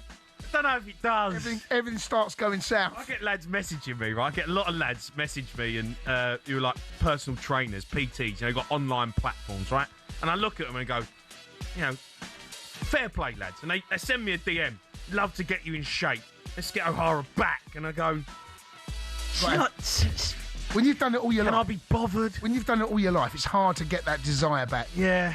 I've got a gym, right? When I moved house, put a gym in the garden. Got a summer house, lovely summer house. I thought, I'm going to fill it up. Said to the missus, I'm getting a gym. Right? I put a rowing machine in there. I've got a sauna in there. I've got a running machine. I've got a Peloton. And I've got one of them weight things, right? I walked in there the other day, right? It looks like a wardrobe, right? It's just golf tops hung up on the weights machines, right? The treadmill's not even plugged in, and the sauna ain't been used. There's mushrooms growing in it. It's embarrassing. It's so good. It's embarrassing. And I'm like, it's 15 yards away from my lounge. 15 yards I got to walk to go in the gym, and I've not used it for 4 months. Mushrooms. There's mushrooms in the sauna.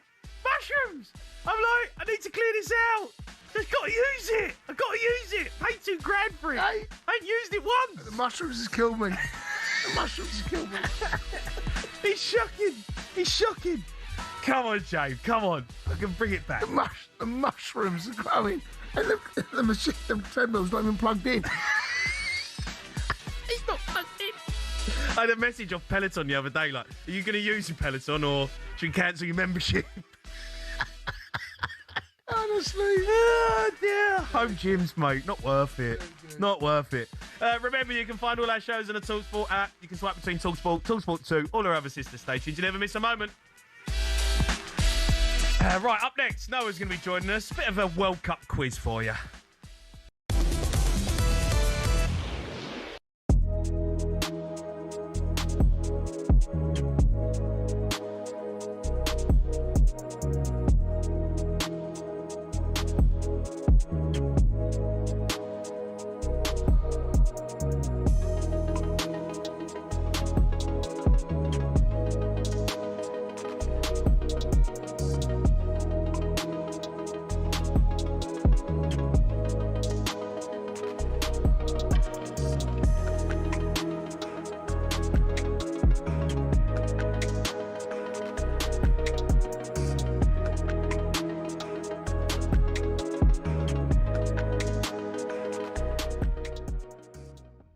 Manchester City have agreed a £116 million deal to sign Elliot Anderson from Nottingham Forest.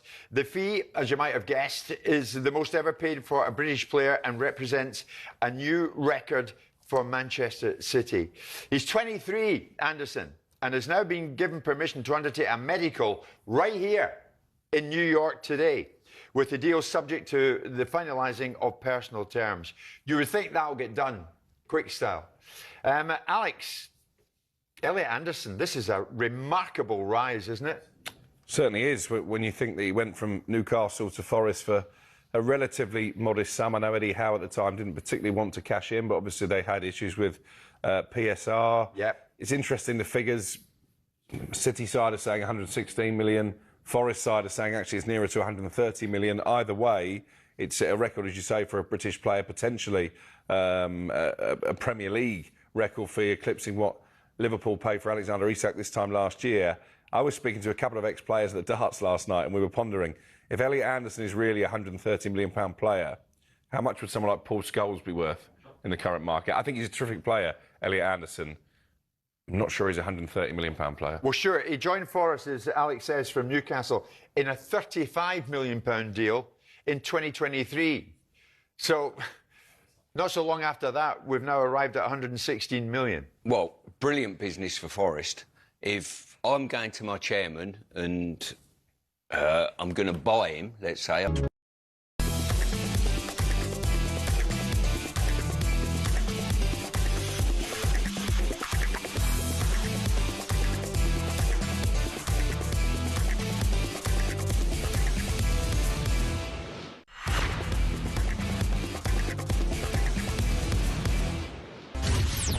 Get ready to get the ultimate football fan winning feeling with talkSPORT Win. Want the chance to win £26,000 tax-free cash to celebrate the 2026 FIFA World Cup? We're giving away the big bucks. Funds it summer. Enter right now. Head to talksportwin.com to enter and for T's and C's. Right, time for a World Cup quiz. Right, pal? How you doing, lads? You all? Right, matey. How you feeling? I'm feeling good. I'm feeling good. Is this your debut on air with us? Yes.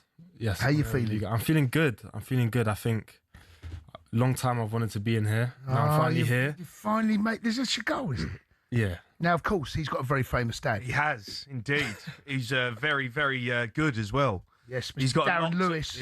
Got to live up to big boots to fill, expectations. Big boots to fill. Big dazza. You and your dad and I go back a very long way. Very long way, right? Of course, yeah. Way back. Way back, right? So now you're here. You're sitting in the big seat now. 100%. Don't let us down, Noah. Definitely not. I've got a quiz here. Matey.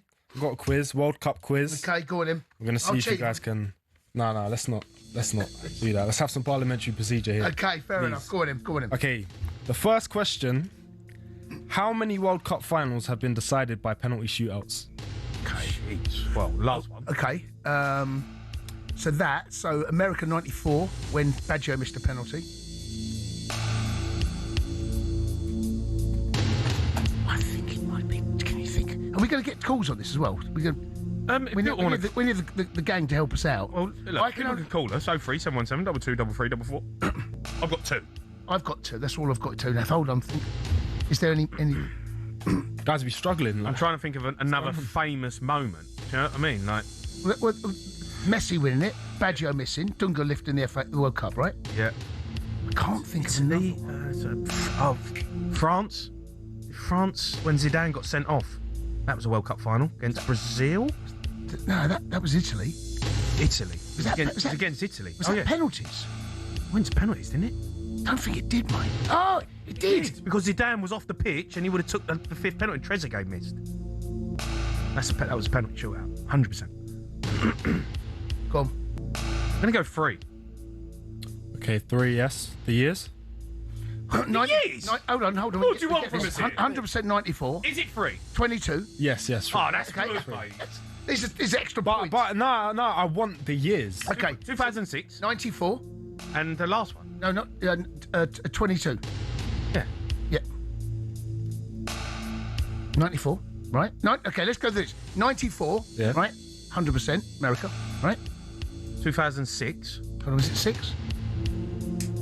Yeah. Italy. 2006. They ain't been in the World Cup since, 20 years. Okay. And the last one? In 22. Yeah. Okay, you're locking that in, yeah? Yep. All right, cool, yeah, you got that right. That is top knowledge, by the way. Well done, but you dragged that Italy one out, mate. I forgot about that. One you won't remember. Well done. Go on in. We've got a lot of questions to go, so let's not get too excited. Come on in, Noah. Okay, come cool. on. What's the largest margin of victory in a World Cup? Final? In World Cup history. In the final, or no, just the largest margin of victory. God. In a game, in a World Cup game. Yeah. Germany's got to be there. No, I think there must have been, like, back in the day when, like, some of the other nations like Peru were playing in and things like that. There must have been a. I reckon there's a Tonkin. I think there is a Tonkin, mate. I would have gone Germany against 7-1. 7-1. But I think there'd be a bigger one there. You reckon? I don't know, but I'm guessing there would have been a Tonkin back in the day. We'll go 7-1. Hold on. Guys, we don't know. No, so we might as well just say 7-1. If we're wrong, we're wrong. 7-1. 7-1. Yeah, you're wrong. Okay. Wrong. Okay, I'm going to go 9-0. Yeah, but. Yeah, but. Is it right? Why have you said that? It's something about the rings a bell, and I'm gonna go. Give us the year. 54. Right. I know. So 54. Who won in 54? It's about who won it. It's just about who. I know. I'm trying to think who might have battered someone. Who cares? It's 9-0. No, but why have you said 9-0 though? Because you're sitting right next to me, so it's a bit suspicious. No, I want a bit of context. To it. Yes. 54. Where was 54? Where was the World Cup in 54? Wait, you've lost me. No. I'm going to go Brazil. Is it?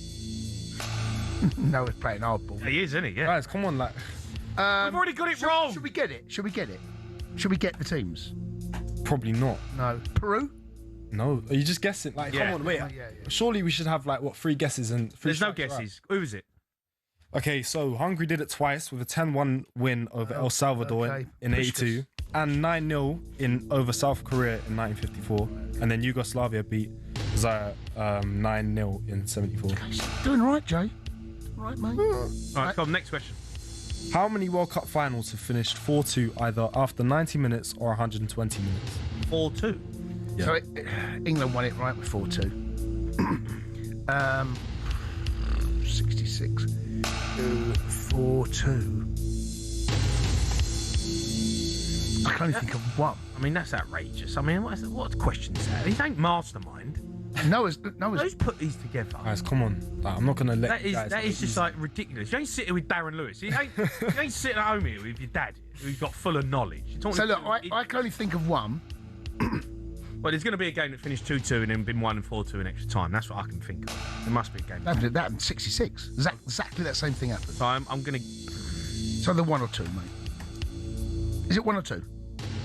Is that your answer, though? Yes. Is it 1 or 2? Right. Just give us. No, wait. You need to give us. You can't ask me, is it 1 or 2? Yeah, I like, can. It can. That's your answer, yeah? No. No. He's asking a question. You're allowed clues. Is it 1 or 2? That's not a clue. That's you trying to Is the answer find a loophole. Is the answer 1 or 2? Is it 1 final or 2 finals? That's your answer, innit? No, we asked the question. No. But I'm that's doing a your bit of digging. Oh, you know what? Say 2. Go 2. No. No. What's the answer? 4. Oh, yeah. No, you're nowhere near. Like, wow. What's going on, guys? Go on, give us it. What's been going on? It's mastermind questions. That was playing up. 1930, yeah, and 1938, and then 1966 and 2018. 2018. What's 2018? Was that? 2018 was Was it? That's Croatia. Yes. Yeah. And was. Okay, coming in. Go on. Next question. Go on. Right, next question. Who was France's top goal scorer in 1998? Lilian Thuram, or Thierry Henry, or Zinedine Zidane, or Yuri Djokovic. Yeah. Right. I mean, obviously, you'd go Henry, wouldn't you? Yeah, but why does he put Lilian Thuram? I know Thuram. That's a weird one. Yeah, like headers, set pieces. Yeah, set pieces. You know what I mean? Like, you already Djokovic as well. Like, why would you put Thuram in there? Mate, I think to go Zidane, you know. Well, Zidane didn't play in the final. I know he did. Did he play in the final? What year? 98. What year was it again? 98. They won it. Oh yeah, no. 98. Jay, it can't be Henry. That's too obvious.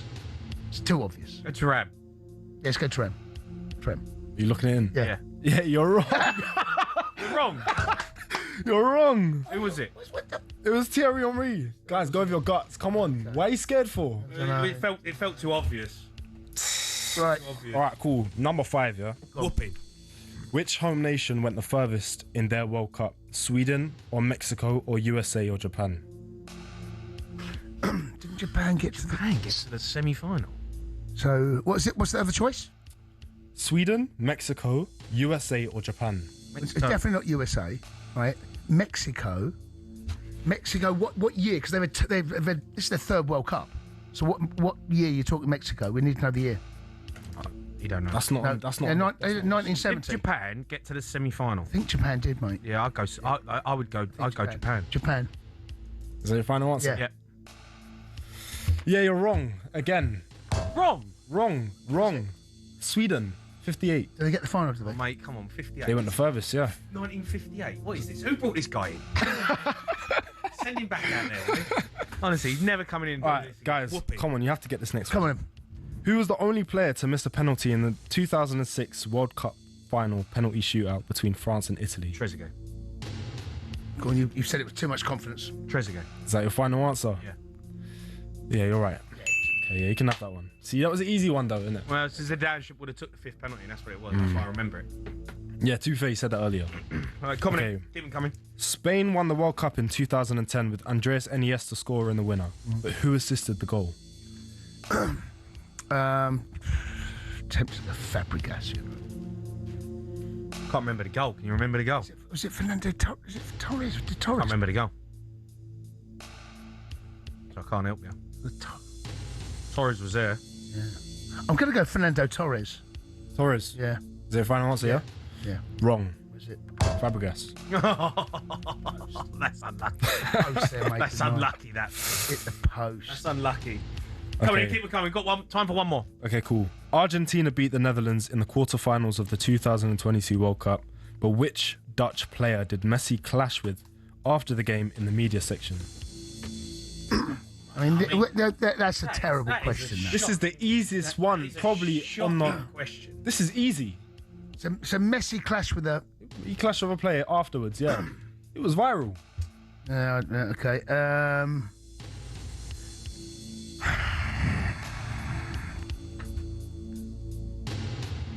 Did he play for Man United? Don't know. Geezer. I think he's at Man United with Ten Hag. Big lump. Dutch, Weghorst. That's it. Striker. It's Weghorst. That's who it is. 100%. Go on and say 100%. Yeah. Weghorst. All right, yeah, you got it right. Well done. Yes! Well done, lads. Well done. Well done. Right, Noah, off your pop. Get out of it. Never want to see you again. Bring Dazza back. That, by the way.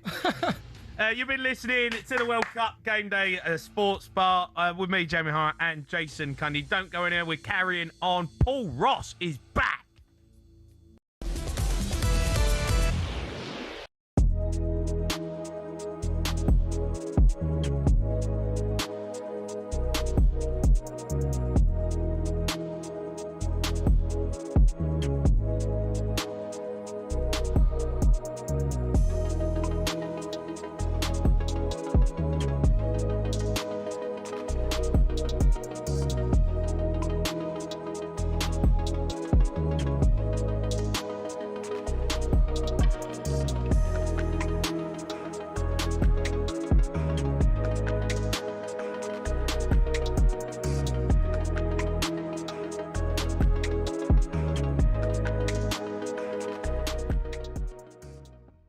When you look at Scotland over the 3 games, David, what is your overall assessment and takeaway? I mean, most of us looked at it and felt that Morocco and Brazil would be a reach to get anything from, and that the outcome of the Haitian game would be important and that goals needed to be scored. Criticism is being made of Steve Clarke. I'm not asking you to jump on the bandwagon, but the manner in which Scotland have played, the lack of bravery, the fact that they've been very negative in lots of people's minds, and Steve is a defensive coach. When you hear all those things, what's your assessment of these 3 games and the opportunities that Scotland have either taken or missed? Yeah. But we spoke the other day. I think the biggest word what you're missing here, Simon, is quality. I don't think Scotland have the quality at the moment available to them to compete. I'm not saying that on the odd day that you wouldn't beat one of these teams and get good results, which we did against Denmark, for example, when we get through those games. But I just feel that generally Scotland have been short at that level. We talked about it a few days ago when we were talking about the Haiti game and only winning 1-0. We all felt it was a really good result. Not a really good result, but a good result because we had got 3 points. But you were right in what you were saying. We probably needed to score 3 or 4 goals. But I don't think MD, who's played Haiti yet, or certainly Morocco, have found it that easy. And I don't think they've been as easy a game as what maybe everybody hoped it might have been. So yeah, it might have cost us not scoring 2 or 3 goals in that one game. But I think us getting a victory in the opening game of the World Cup seemed like